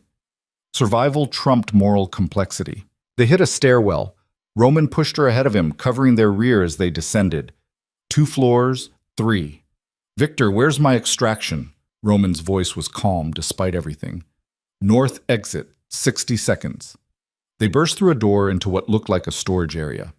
Medical supplies stacked on industrial shelving. A loading dock visible through windows streaked with grime. Roman moved to check the exit, and that's when Alara saw the man step from behind the shelving. "Gun!" she screamed. Roman turned, but not fast enough. The shot caught him high on the left side, spinning him around. He fired back, dropping his attacker, but his own weapon clattered from his hand as he went down on one knee. "Roman!" Alara rushed to him, her hands finding the wound. Blood soaked through his shirt, hot and too fast. "I'm fine." He wasn't fine. His face had gone pale, jaw clenched against pain. "Get to the exit. Vehicle should be there." "I'm not leaving you." Alara, shut up. She grabbed his weapon from the floor with one hand, keeping pressure on his wound with the other. Her training felt distant and useless. Marcus had taught her to shoot, not to perform field medicine on a bleeding crime lord. Footsteps echoed from the stairwell they'd just left. Roman tried to stand, made it halfway up before his leg gave out. He grabbed the shelving for support, breathing hard. "Listen to me very carefully," he said, his voice tight with pain. "You're going to leave me here and get to that vehicle. That's an order. I don't take orders from you." "Alara, no." She ducked under his arm, taking as much of his weight as her pregnant body could manage. "We both get out, or neither of us does. Choose." His pale eyes met hers, and something passed between them. Understanding, maybe. Or just shared stubborn refusal to accept the obvious smart choice. "You're impossible," he muttered. "So I've been told." They stumbled toward the loading dock exit together. Alara's back screamed in protest. The baby kicked, probably objecting to all this stress. Behind them, voices getting closer. The door burst open and Marcus appeared, blood streaked across his face, but very much alive. "Boss!" Relief flooded his features. Then he saw the blood. "You're hit." "Notice that." "Help me get her to the vehicle." "Help us both," Alara corrected. Marcus didn't argue. He took Roman's other side, and together they made it through the exit and into blinding daylight. A black SUV screeched up to the loading dock, Victor at the wheel. The back door flew open. "In! Now!" Marcus practically threw Alara into the back seat, then helped Roman in beside her. Victor was already accelerating before the door fully closed, tires screaming as they tore away from the building. Alara immediately pressed her hands back to Roman's wound. The pressure made him hiss through his teeth, but the bleeding was slowing. "Maybe." "How bad?" Victor asked, eyes on the road as he took a corner too fast. "I've had worse." Roman's voice was steadier than it should have been. "Status?" "Building is lost. We eliminated maybe 15 hostiles total, but they had reinforcements we didn't account for. Danny's coordinating cleanup." Victor's jaw was tight. "We got played, boss. Someone fed them our entire plan." Roman's expression went cold despite the blood loss. "The leak." "Has to be. They knew exactly where our positions were. Came in through points we thought were secure." Alara kept pressure on Roman's wound while her mind raced. They'd walked into a trap, thinking they were setting one. Someone inside Roman's organization had sold them out completely. "Who knew the full plan?" she asked. 5 people, Marcus said from the front passenger seat. "The same 5 we've been watching." "Then it's time to stop watching and start acting." Roman's voice was hard. "Victor, take us to the secondary location, not the upstate house. The building in Red Hook." "Boss, you need a hospital." "I need answers more. Red Hook, now." Victor didn't argue further, just changed course. Alara felt the vehicle accelerate even more, weaving through traffic with practiced precision. She looked down at Roman's wound. The bleeding had definitely slowed, but his shirt was soaked through. His face had gone from pale to nearly gray. "You're going to pass out," she said. "Probably." He managed something that might have been a smile. "But not yet." "You're an idiot." "So I've been told." Despite everything, Alara felt her mouth twitch. The absurdity of bandying words with a wounded crime lord while fleeing from people who wanted to kill them both should have broken something in her brain. Instead, it felt almost normal. Maybe that was the real sign she'd lost her mind. The drive took 20 minutes that felt like hours. Alara kept talking to Roman, forcing him to stay conscious, asking him questions about Isabel, about the business, about anything that would keep him focused and alert. She hated violence, Roman said at one point, his voice going distant. Isabel hated everything about this life, but she understood it was necessary, that sometimes protecting people means doing terrible things. "Is that what you tell yourself?" "It's what she told me." His eyes found Alara's. "She said I wasn't a good man, but I could be a good father, that the two things didn't have to be mutually exclusive." "Do you believe that?" "I'm about to find out." The vehicle pulled into what looked like an abandoned warehouse district, red brick buildings with broken windows and graffiti. Not the kind of place Alara would choose to bring a gunshot victim. But when Victor pulled up to one particular building, a garage door opened immediately. They drove inside to a space that was anything but abandoned, clean, well lit, and clearly set up as some kind of secure operations center. People emerged from doorways, more of Roman security, Alara assumed. Someone who looked like a medic rushed forward with a kit. "Get him stabilized," Victor ordered. "Then prep the interrogation room." Marcus helped Alara out of the vehicle while the medic went to work on Roman. She stood there, blood on her hands, watching as they cut away his shirt to access the wound. "You should sit," Marcus said gently. "I'm fine." "You're shaking." Alara looked down at her hands. He was right. They trembled uncontrollably, adrenaline crash hitting all at once. Marcus guided her to a chair and pressed a bottle of water into her hands. "Drink. You need to stay hydrated for the baby." The baby, right. Because on top of everything else, she was still pregnant, still carrying the child everyone wanted dead. She drank mechanically, watching the medic work on Roman, watching his face tighten with pain when the man probed the wound, watching him refuse sedation even when offered. "Clean exit wound," the medic announced after what felt like forever. "Missed anything vital. You got lucky, boss." "Lucky." Roman's laugh was harsh. "Get me stitched up. I have work to do." "You need rest. I need to find the person who nearly got my son killed. Patch me up and get out of my way." The medic knew better than to argue. He worked quickly, stitching and bandaging while Roman sat stone-faced. When it was done, someone handed him a clean shirt. Roman stood carefully, testing his range of motion. Grimaced, but nodded. "Bring them all in," he said to Victor. "All 5 suspects. I don't care what excuses they give. I want them here in the next hour." "Already done. They're in holding." "Good." Roman's pale eyes were cold enough to freeze blood. "Let's find out which one sold us out." He started toward a door at the far end of the warehouse, then stopped when he realized Alara was following. "You should rest. There's a room upstairs.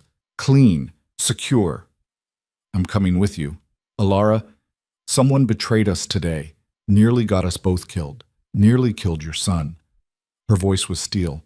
"I want to see their face when you figure out who it was." Roman studied her for a long moment, then nodded. "All right, but stay behind me, and if I tell you to leave, you leave. Understood?" "Understood." They moved through the building, Marcus and Victor flanking them, both armed and alert. Through corridors that felt industrial and cold, downstairs that echoed with their footsteps. The interrogation room was exactly what Alara expected. Concrete walls, drain in the floor, 5 people lined up against one wall, hands secured behind them, guarded by armed men. Alara recognized some of them from the mansion. Danny, the nervous intelligence specialist, a woman she'd seen in the security room, 3 others whose faces were familiar but names escaped her. All of them looked terrified. Roman walked slowly down the line, his movements controlled despite the fresh wound in his side. His expression gave away nothing. "One of you," he said quietly, "gave detailed operational intelligence to my enemies. One of you is responsible for the deaths of 6 of my people today. One of you nearly killed the mother of my child. The silence was absolute. I'm going to give you one chance. One, to confess. To explain why. To make this easier on yourself. Roman's voice remained calm, almost gentle, which somehow made it more terrifying. If you confess now, you'll die quickly. If I have to find you through interrogation, it will take days, and you'll beg for death long before I grant it. No one spoke. Roman nodded slowly, then turned to Victor. Start with Danny. He's the weakest. Wait. The woman from the security room lurched forward. Wait, please, it wasn't supposed to. They said no one would get hurt. Roman turned to face her fully. Explain. The woman's face crumpled. Tears streamed down her cheeks. They have my sister, the Chen organization. They took her 3 months ago. Said they'd kill her if I didn't feed them information. Her voice broke. I didn't have a choice. They were going to kill her. So you sold out my operation instead. I thought, they promised if I gave them enough intel to eliminate the heir, they'd let her go, that it would be over. She was sobbing now. I didn't think they'd hit the facility so hard. I thought your security would handle it. You never meant to get people killed. Roman's voice was ice. But you did. 6 of my people are dead because of your choice. I'm sorry, I'm so sorry. Roman was silent for a long moment. Then he pulled out his phone, made a call, spoke quietly for 30 seconds. Your sister is dead, he said when he ended the call. The Chen organization killed her 2 months ago. You've been working for them for free ever since. The woman's knees buckled. She collapsed completely, wailing. Alara felt sick. Roman turned to Victor.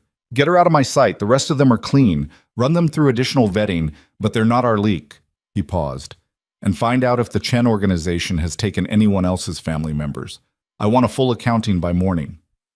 What about her? Victor gestured to the sobbing woman. Roman's expression was carved from stone. Make it quick.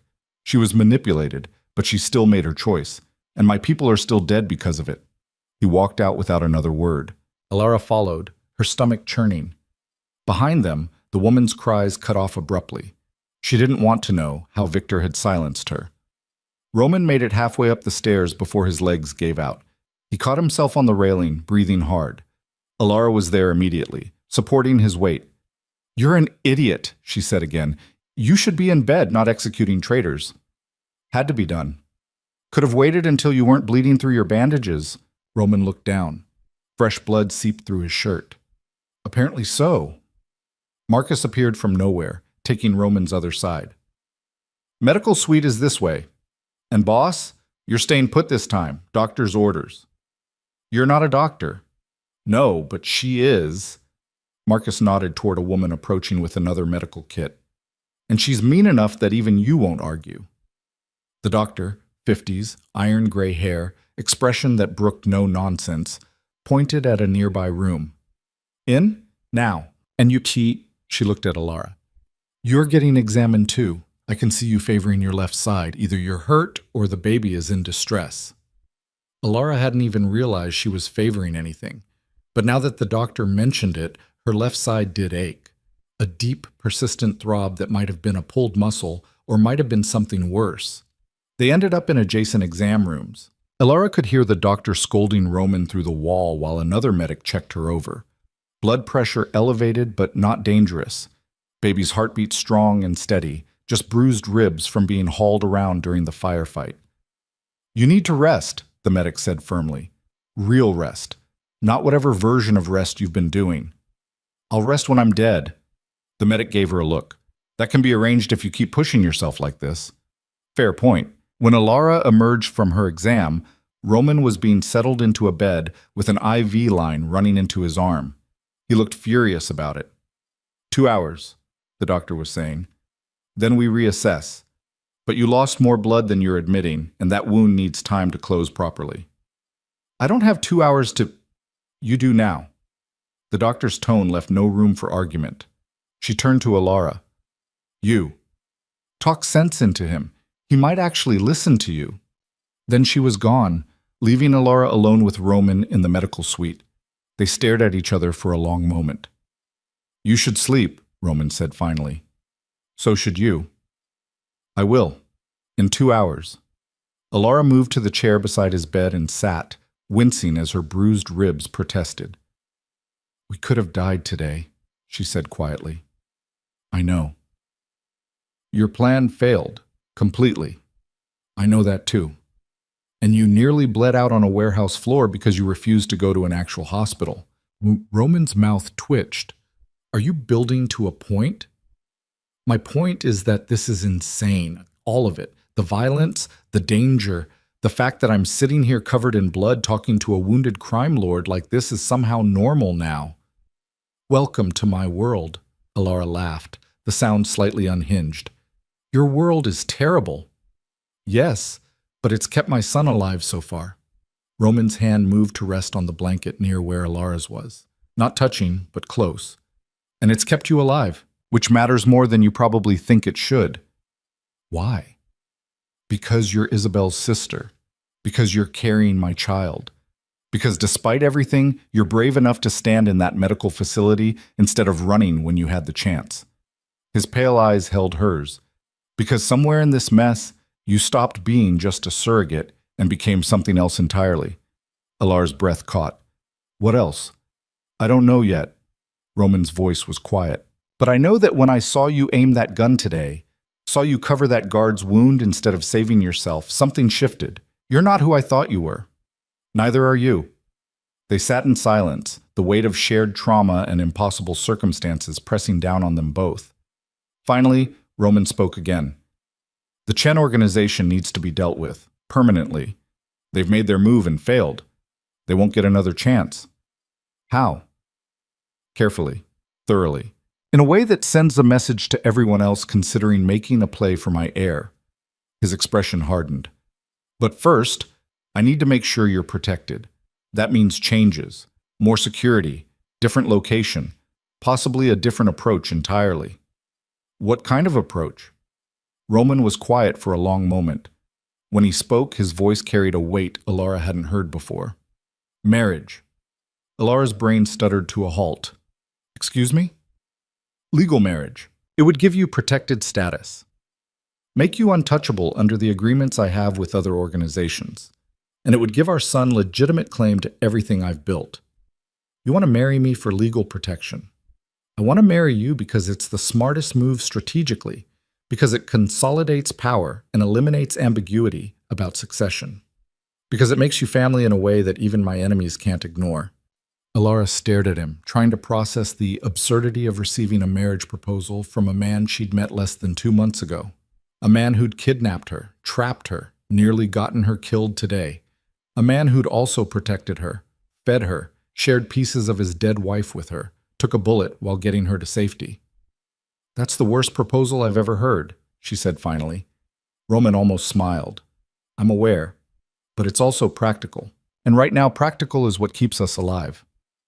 You don't love me. No, but I respect you.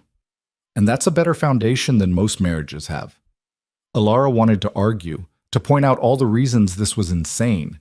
Instead, she thought about the nursery, about the baby growing inside her, about the fact that even if she walked away tomorrow, she'd always be connected to this child, to Roman, to the dangerous world he inhabited.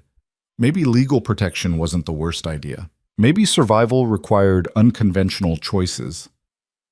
I need time to think, she said. You have until I'm released from this bed. Roman's eyes were already closing, exhaustion finally catching up to him. Then we move forward, one way or another. Alara watched him slip into sleep, his breathing evening out. Even unconscious, he looked dangerous, like a weapon temporarily at rest. She pressed her hand to her stomach, feeling the baby shift. Your father is insane, she whispered, and apparently he wants to marry me. What do you think about that? The baby kicked once. Whether it was approval or protest, Alara couldn't tell. She settled deeper into the chair, too exhausted to move upstairs to whatever room they'd prepared for her. Her eyes drifted closed. And for the first time since this nightmare began, Alara Quinn started to think that maybe survival meant more than just staying alive. Maybe it meant choosing to fight for something bigger than herself. Even if that something came wrapped in violence, danger, and a marriage proposal delivered from a hospital bed by a man who'd never pretended to love her. When Alara woke, Roman was already awake, arguing with the doctor about being discharged. 24 hours minimum, the doctor was saying, her voice brooking no argument. You tore 3 stitches already. Move around too much and you'll tear them all. I have work to do. Your work can wait. No, it can't. Roman's voice was hard. Every hour I spend in this bed is an hour my enemies use to regroup. I need to move now. Alara sat up, her own body protesting. The bruised ribs had stiffened overnight, and her back felt like someone had used it as a punching bag. He's right, she said quietly. The doctor turned to her, eyebrows raised. I'm sorry? He's right. Waiting gives them time to plan another attack. Alara stood carefully, moving to Roman's bedside. But he's also an idiot if he thinks he can do this alone.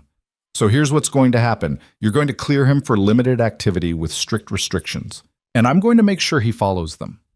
Roman looked at her like she'd grown a second head. You're going to make sure, yes, because apparently someone has to keep you from bleeding to death out of sheer stubbornness. Alara turned back to the doctor. What are the restrictions? The doctor studied them both, then sighed. No heavy lifting, no strenuous activity. If the wound starts bleeding again, he stops immediately. And he wears a monitoring device so I can track his vitals remotely. Absolutely not, Roman started. Agreed, Alara said over him. Anything else? The doctor rattled off a list of medications, warning signs, and care instructions. Alara committed them all to memory while Roman glowered from the bed. When the doctor finally left, Roman turned that glower on Alara. I don't need a nursemaid. No, you need a keeper, but I'm what you've got. She crossed her arms carefully, mindful of her ribs. Now, what's the plan? You said the Chen organization needs to be dealt with. How? Roman studied her for a long moment. Then he reached for the shirt someone had left folded on the bedside table. Help me up. Alara supported him while he dressed, moving slowly to avoid tearing the fresh bandages. His face went pale twice, but he didn't stop. Victor's been coordinating intel overnight, Roman said as they made their way out of the medical suite. The Chen organization operates out of 3 primary locations in Chinatown, restaurants that serve as fronts. We hit all 3 simultaneously. You mean your people hit them? I mean we hit them. I'll coordinate, but I'm not sitting this one out. You can barely walk. I can walk well enough to oversee an operation. Roman's jaw set in that stubborn line she was coming to recognize. This ends today, Alara, one way or another. They found Victor in what looked like a command center, banks of monitors showing various street views, maps spread across tables, radios crackling with periodic check-ins. Status? Roman asked. Victor looked up, his expression tightening when he saw Roman upright. Teams are in position. We've identified key targets within each location. Say the word and we move. Casualties? Civilian presence is minimal at this hour. We've planned extraction routes to avoid collateral damage, but I can't guarantee 0. Victor's tone was professional, clinical. The Chen organization uses the restaurants as shield. They know we won't burn down public buildings. Then we don't burn them down. We go in surgical, clean, fast. Roman moved to study the maps despite the tightness around his eyes that suggested every step hurt. I want their leadership alive if possible, dead if necessary, but I want answers about who else was involved in yesterday's attack. Understood. Alara watched them work, feeling simultaneously useless and unwilling to leave. This was Roman's world, violence and strategy and cold calculation about acceptable losses. It should have repulsed her.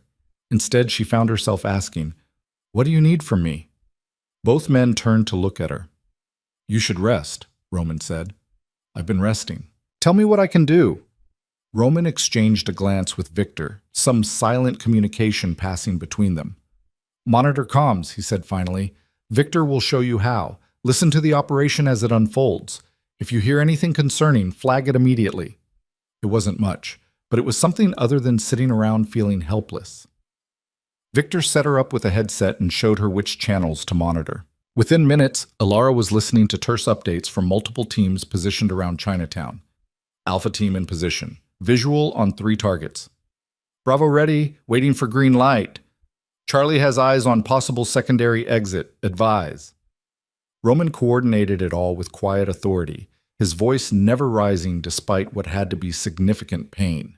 He moved between maps and monitors, adjusting plans in real time based on incoming intelligence. All teams, we are green in 60 seconds, he said finally. Remember, surgical, minimal collateral, leadership alive if possible. The countdown began. Alara's heart hammered as she listened to the team's confirm readiness. This was really happening. Roman was about to order coordinated strikes on 3 locations, and people were going to die.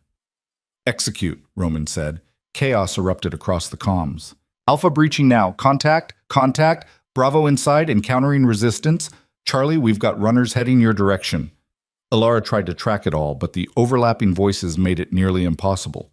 Beside her, Roman and Victor worked in perfect synchronization, issuing orders, redirecting teams, adapting to changing situations. Alpha, civilian in the kitchen, extract and secure. Bravo has 2 HVTs in custody. Charlie engaged, requesting backup.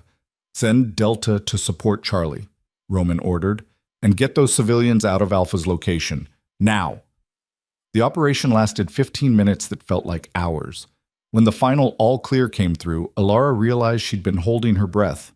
Casualty report, Roman said. 2 injured, non-critical, 0 civilian casualties. We have 5 high-value targets in custody, including Chen's second in command. Roman's expression didn't change, but Alara saw something release in his shoulders. Bring them here. I want interrogation started within the hour. As the teams began their extraction, Roman finally allowed himself to sink into a chair. His face had gone gray again, and fresh blood seeped through his shirt. You're bleeding, Alara said. I'm aware. Let me see. Alara, let me see. He relented, and Alara carefully lifted his shirt to examine the bandages. 3 stitches had definitely torn. The wound wasn't hemorrhaging, but it needed attention. She found the medical supplies Victor kept nearby and set to work cleaning and rebandaging, her hands steadier than she'd expected. Roman sat perfectly still, watching her face. You're getting good at this, he observed. I'm getting practice I never wanted. Alara secured the fresh bandage. You need to stop moving around. After the interrogations, you're impossible. So I've been told. Despite everything, Alara felt her mouth twitch. This man had been shot, had coordinated a military-style operation while bleeding, and was still making dry observations like they were discussing the weather. The captured Chen operatives arrived 30 minutes later. Alara watched through one-way glass as Roman interrogated them one by one. He didn't raise his voice, didn't threaten overtly, but there was something in his presence, a cold certainty that he would do whatever was necessary, that broke most of them within minutes. The second in command held out longer. You can't prove anything, the man said, his accent thick. You attack legitimate businesses, you'll have authorities involved. The authorities are already involved, on my payroll. Roman leaned forward despite the pain it obviously caused. But that's irrelevant. You ordered the hit on my surrogate. You coordinated with my traitor to nearly kill the mother of my child. I don't need to prove anything to anyone except myself. You kill me, Chen will retaliate. Chen is dead, killed 30 minutes ago when my people raided his personal residence. Roman's voice was flat. His organization is finished. The only question now is whether you die quickly or slowly. And that depends entirely on what you tell me in the next 5 minutes. The man's face went slack. Chen is...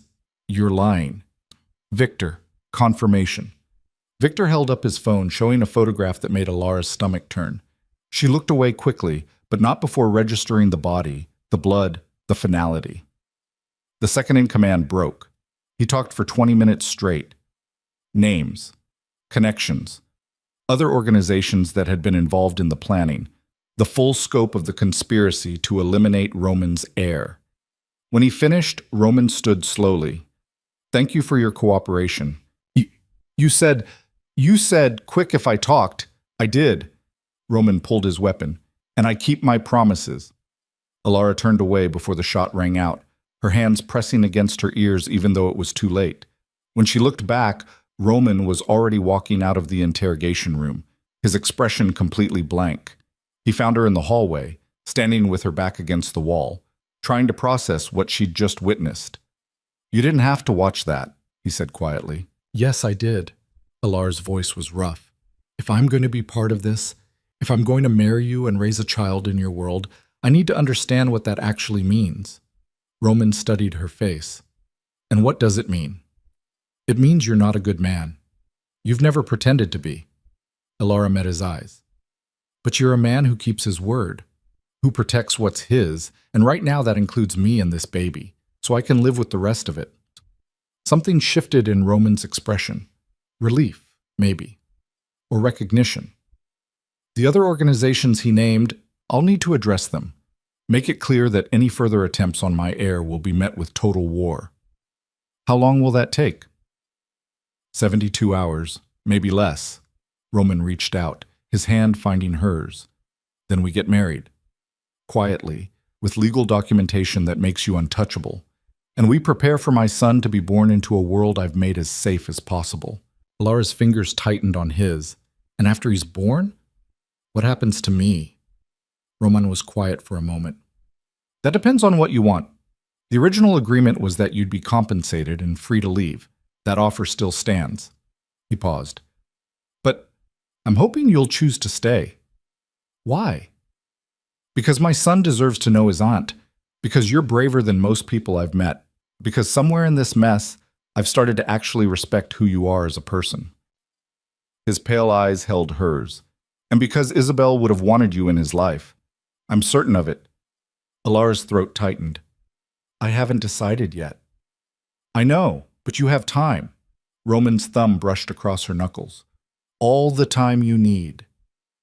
The next 3 days passed in a blur of activity that Alara observed mostly from the sidelines. Roman reached out to the organizations that had been named during interrogation, having carefully documented conversations that Alara listened to through secure lines. Some were conciliatory. Some were threatening. All ended with the same message. The heir was off limits, protected by agreements that transcended normal business disputes. By the third day, Victor confirmed that all parties had agreed to stand down. The immediate threat was over. It won't last forever, Roman told Alara that evening. They were back at the upstate house, the one with the finished nursery and views of endless forest. There will always be ambitious people who think they can make a play, but for now, we have breathing room. Enough to get married? Enough to get married. He pulled out a small box from his jacket pocket. I had this made. You don't have to wear it if you don't want to, but I thought... He opened the box to reveal a ring. Simple platinum band with a single stone. Not a diamond, Alara realized. Sapphire, maybe. Or something else blue. Isabel's birthstone, Roman said quietly. I thought you should have something of hers, since you never got to meet. Alara took the box with shaking hands. The ring was beautiful in its simplicity. Nothing ostentatious, just elegant and meaningful. When? She asked. Tomorrow. I've arranged for a judge who asks no questions, witnesses who can be trusted. It'll be legal and binding, but private. No ceremony. No ceremony. Unless you want one. Alara thought about traditional weddings. White dresses and flowers, and people celebrating love. This wasn't that. This was survival wrapped in legal protection. But it was also something else. Something she was still trying to name. Private is fine, she said. But I want one thing. Name it. I want to know everything about Isabel, not just the highlights, everything. Her flaws, her mistakes, what made her angry, what made her cry.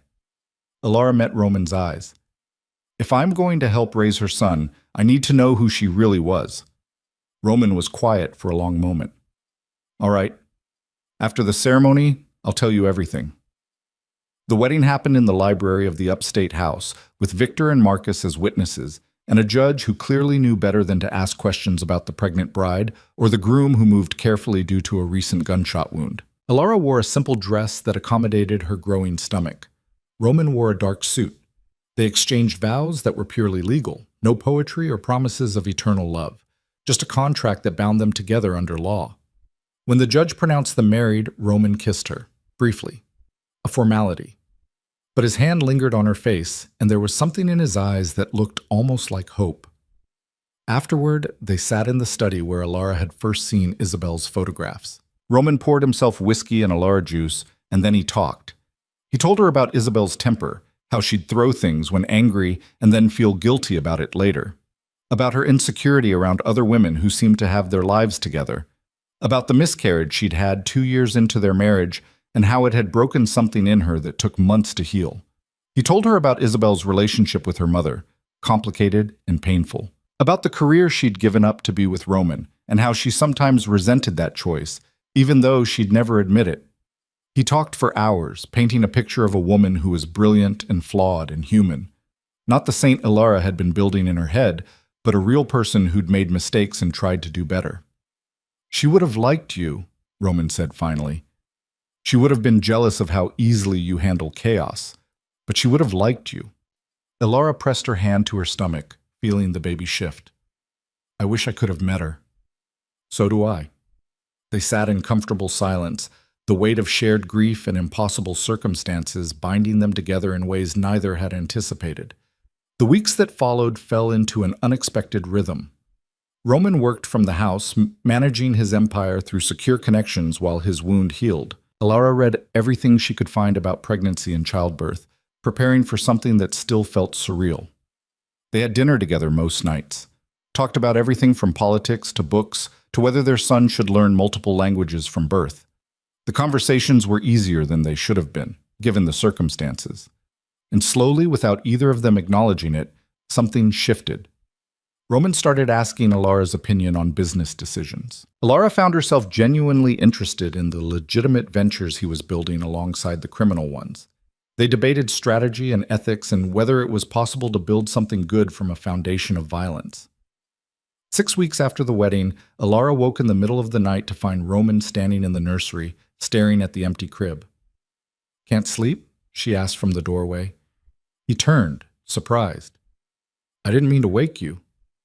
You didn't. Your son is using my bladder as a trampoline. She moved to stand beside him. What are you thinking about? Whether I'm capable of being the father he deserves. Roman's voice was quiet. Whether growing up with me will damage him irreparably. Probably, Alara said honestly, but he'll also have me, and I'm going to make sure he knows there are other ways to live, other choices. Roman looked at her. You've decided to stay. I've decided to stay. The certainty in her own voice surprised her. Not because of the marriage or the protection, but because he's my nephew, Isabel's son, and I can't walk away from that. Even knowing what staying means, the danger, the compromises, the moral complexity, even knowing that. Alara pressed her hand to her stomach. Besides, someone needs to keep you from bleeding to death every time you decide to coordinate a military operation while injured. Roman's mouth twitched. You're never going to let me forget that, are you? Never. He reached out, his hand covering hers on her stomach. They stood like that for a long moment, connected by touch and shared purpose, and something that was starting to feel dangerously close to actual partnership. The baby kicked against their joined hands. He's strong, Roman said softly. He has to be. Look who his parents are. Alara paused. Parents. Is that... Are we... Yes. Roman's voice was firm. When he's born, we tell him the truth. That you're his aunt and his mother both. That Isabel gave him life in one way, and you gave it to him in another. No lies, no hiding the complexity. And when he asks about the criminal empire, we tell him the truth about that too. That I've done terrible things, but that I'm trying to build something better for him. Alara nodded slowly. I can work with that. The months that followed passed faster than Alara expected. Her body changed in ways that alternated between fascinating and deeply uncomfortable. Roman attended every doctor's appointment, took notes on fetal development, and asked questions that suggested he'd been reading the same books Alara had. They fought sometimes. About security measures Alara found excessive.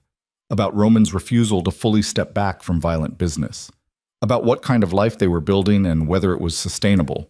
But they also laughed, found common ground in unexpected places, discovered that despite the insane circumstances that had brought them together, they actually liked each other. 8 months into the pregnancy, Alara's water broke at 3 in the morning. She woke Roman calmly, already timing contractions. It's time. He was on his feet immediately, all business. The medical team was already on standby at the house. Roman had insisted on a home birth with hospital-grade equipment, unwilling to risk the security exposure of a traditional hospital. Labor was brutal. 17 hours of pain that made Alara understand viscerally why childbirth had such a fearsome reputation. Roman stayed with her the entire time, letting her crush his hand during contractions, offering ice chips and encouragement even when she told him to shut up. When the baby finally emerged, screaming and perfect, Alara felt something in her chest crack open. "A boy," the doctor announced, placing him on Alara's chest. "Healthy and strong." Alara stared down at the tiny human she'd carried for 9 months. Dark hair already thick on his head, eyes that would probably be pale like Roman's. Isabel's nose, or maybe hers, they were identical, so who could tell? "He's beautiful," she whispered. Roman stood beside the bed, staring at his son with an expression Alara had never seen on his face before. Wonder, fear, love so intense it looked painful. "Can I—" His voice cracked. "Can I hold him?" Alara carefully transferred the baby to Roman's arms, watched this dangerous, violent man cradle his newborn son like he was made of spun glass. "Hello," Roman said softly. "I'm your father, and I promise, that I will do everything in my power to give you a life worth living." The baby stopped crying, seeming to recognize his father's voice. Alara felt tears streaming down her face. Relief, exhaustion, joy, grief for the sister who should have been here for this moment. "What should we name him?" she asked. Roman looked up, his own eyes suspiciously bright. What did Isabel want? She had a list, but her favorite was Adrian. She said it meant dark one and thought it was appropriately dramatic. Alara laughed through her tears. "Adrian, I like it." "Adrian Vale," Roman said, testing the name. "Yes, that works." They brought the baby back to Alara and she nursed him while Roman sat on the edge of the bed, one hand on her shoulder, the other gently touching Adrian's tiny fist. "We did it," Alara said quietly. "We kept him safe." "We did it together." Roman's hand tightened on her shoulder. "And we'll keep doing it, for as long as he needs us." The first few weeks with a newborn were chaos. Adrian had powerful lungs and used them frequently. Alara and Roman took turns with night feedings, stumbling through the learning curve of new parenthood. But slowly, they found their rhythm. Roman proved surprisingly competent at diaper changes and soothing fussy babies. Alara discovered a patience she didn't know she possessed. And somewhere in the sleep-deprived haze, Alara realized she was happy. Not in spite of the circumstances, but because of them. Because Adrian existed. Because Roman was trying so hard to be a good father. Because they'd built something real from the wreckage of impossible situations. 3 months after Adrian's birth, Alara found Roman in the study again, this time reviewing paperwork. "What's all this?" she asked. "Legal documents. I'm setting up a foundation in Isabel's name. It'll help families in crisis, provide resources for people trying to escape dangerous situations." He looked up. "I thought it was time to start building that better world I promised our son." Alara moved to look over his shoulder at the documents. The foundation was real, well-funded, designed to actually help people rather than just be a tax shelter. "She would have loved this," Alara said softly. "I know." Roman's hand found hers. "It's not enough to make up for everything I've done, but it's a start." That night, after Adrian was finally asleep, Roman and Alara sat together on the terrace overlooking the forest. The stars were visible above the trees, countless and cold and somehow comforting. "Do you ever regret it?" Roman asked. "Agreeing to marry me, choosing to stay." Alara considered the question honestly, thought about her old life, the struggling design business, the freedom that had also been loneliness, the autonomy that had come with constant anxiety about money and the future. "No," she said finally. "I don't regret it. This isn't the life I would have chosen if you'd asked me a year ago. But it's the life I have now, and I'm building something good from it." "We," Roman corrected, We're building something good. We, Alara agreed. Roman pulled out his phone, scrolled through something, then handed it to her. I want to show you something. It was a photograph from Isabel's phone, recovered from her personal effects. Isabel, at maybe 25, laughing at something off camera, vibrant, alive, so similar to Alara it was uncanny. I look at Adrian sometimes, and I see her, Roman said quietly. The way he scrunches his nose when he's annoyed, the furrow between his eyebrows when he's concentrating. She's still here, in him. And he's lucky, Alara said, because he gets both of us trying to honor her memory, both of us making sure he knows where he came from. Roman's arm slid around her shoulders, and Alara let herself lean into him. This man who'd started as her captor and become her partner, who'd shown her both the worst and best of what human beings were capable of. Thank you, he said, for everything, for staying, for loving our son, for not running when you had every reason to. Thank you for keeping your promises. Alara's hand rested over his, for giving me a family I didn't know I needed. But they sat in comfortable silence, watching stars wheel overhead, while inside their son slept peacefully in a nursery prepared with love and hope and the memory of a woman they'd both lost but would never forget. 2 years later, Alara stood in that same nursery, watching Adrian sleep in his crib. He was bigger now, no longer an infant, but a toddler with Roman's eyes and Isabel's stubborn chin and a personality that was entirely his own. The foundation Roman had started was thriving. He'd stepped back from the most violent aspects of his business, delegating to trusted people while focusing on legitimate ventures. It wasn't perfect. There were still moral compromises, still danger. But it was better. Alara had started designing again, working from home on projects that interested her. She'd found a new community among the other families in Roman's orbit, people who understood the complexity of loving someone who operated in moral gray areas. And she and Roman had found something she hadn't expected. Not the passionate romance of movies, but something steadier. Partnership built on mutual respect and shared purpose. Affection that had grown from proximity and cooperation into something deeper. They didn't say, "I love you." Neither of them was ready for that weight, but they said other things. "I trust you. I'm glad you're here. We make a good team." And maybe that was enough. Roman appeared in his doorway, freshly showered after a business dinner. He asleep? Finally, he fought it for an hour. Alara moved away from the crib carefully. How was the meeting? Productive. The expansion into legitimate real estate is moving forward. He moved to stand beside her, both of them looking down at their sleeping son. He looks more like Isabel every day. He has your stubborn streak, though. Unfortunately, Roman's hand found the small of Alara's back, a gesture that had become natural over months of co-parenting. I've been thinking. That's usually dangerous, he smiled, about expanding the family, not immediately, but in a year or two maybe. Give Adrian a sibling. Alara turned to look at him, genuinely surprised. You want another child?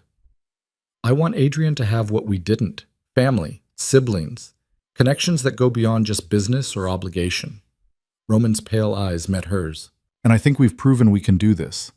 Build something good together. Alara thought about it. Another pregnancy? Another child? More chaos and sleepless nights and impossible love. I don't know if I can do IVF again, she said carefully. The hormones, the uncertainty. I wasn't suggesting IVF. Roman's hand moved to cup her face. I was suggesting we try naturally, if you want to. No pressure, if you don't. The implications of that hit Alara all at once, shifting from partners in parenting to something more intimate, crossing lines they'd carefully maintained since the marriage. That would change things, she said quietly. Yes, but things have already changed. We're not the same people we were 2 years ago. His thumb brushed her cheekbone. You're not a prisoner anymore. I'm not just trying to protect an asset. We're partners. Friends even. And I think, if you're willing, we could be more than that. Alara's heart hammered in her chest. She searched his face, looking for manipulation or calculation, found only honesty and something that looked like vulnerability. I need time, she said, to think about what that would mean, what I want. take all the time you need. Roman's hand dropped away. I'm not going anywhere. Over the following weeks, Alara watched Roman with new eyes. Noticed the way he made her coffee exactly how she liked it without asking. How he listened when she talked about her design work, offering genuine feedback rather than just placating her. How he was patient with Adrian's tantrums but firm about boundaries. How he'd changed from the cold crime lord who'd first revealed her impossible situation into someone who actually tried to be better. Not perfect, never perfect, but better. And she realized that somewhere in the chaos and compromise and shared purpose, she'd fallen for him. Not dramatically, not with fireworks, but quietly and steadily. Like learning to trust someone who'd earned it through consistent action. One night, 3 months after his initial suggestion, Alara found Roman in his office reviewing foundation reports. "I've been thinking about what you said," she began. He looked up immediately, setting aside his work. And I think..." She moved closer, her heart racing. "I think maybe we should try. Not right away, but soon, when we're both ready." Roman stood, moving around the desk to stand in front of her. "You're sure?" "No, but I'm sure I want to find out where this goes. We've built something good for Adrian. Maybe we can build something good for us too." He kissed her then. Not the brief formality from their wedding, but something real, testing, asking permission even as he granted it. Alara kissed him back, letting herself fall into this impossible man who'd somehow become her partner, her friend, and now potentially something more. When they finally broke apart, Roman rested his forehead against hers. "Isabel would approve," he said softly. "She always said I needed someone who'd challenge me, who wouldn't just accept what I told them to accept." "She sounds like she was smart." "She was, and I think..." He paused. "I think she'd be happy that you and I found each other, even if the circumstances were insane." "Especially because the circumstances were insane," Alara corrected. "Nothing about our family is normal. Why should our relationship be?" Roman laughed, and the sound was lighter than anything Alara had heard from him before. They stood like that for a long moment, forehead to forehead, breathing each other in, building something new on the foundation of everything they'd survived. Outside, night settled over the forest. In his nursery, Adrian slept peacefully, protected by parents who'd chosen each other through impossible circumstances and decided to keep choosing each other every day after. The threats would never fully disappear. Roman's world would always have dangers, but they'd face them together now, not just for survival, but because they'd built something worth protecting. A family created from loss and chaos and accidental love. A son who would grow up knowing he was wanted. Knowing that sometimes the best things came from the worst beginnings. Knowing that family wasn't just blood, but choice and commitment, and the willingness to stay when leaving would be easier. And two people who'd started as captor and captive, who'd become partners, and who were slowly, carefully becoming something neither of them had words for yet. But love, Alara thought, would probably cover it eventually. For now, though, partnership was enough. Partnership. And the promise of more tomorrows together than either of them had expected to have. The story that began with Alara waking in a stranger's mansion, pregnant and trapped, had transformed into something she never could have anticipated. She'd found the sister she never knew she had, even if only in stories and photographs. She'd become a mother to a child who carried that sister's legacy forward, and she'd found a partner in the last person she should have trusted. Life was messy and complicated and morally gray, but it was also beautiful in its own imperfect way. And as Roman's arms wrapped around her in his study, with their son sleeping peacefully down the hall and years of possibilities stretching ahead, Alara decided that imperfect was more than good enough. It was real. And real, she'd learned, was better than any fantasy she could have imagined.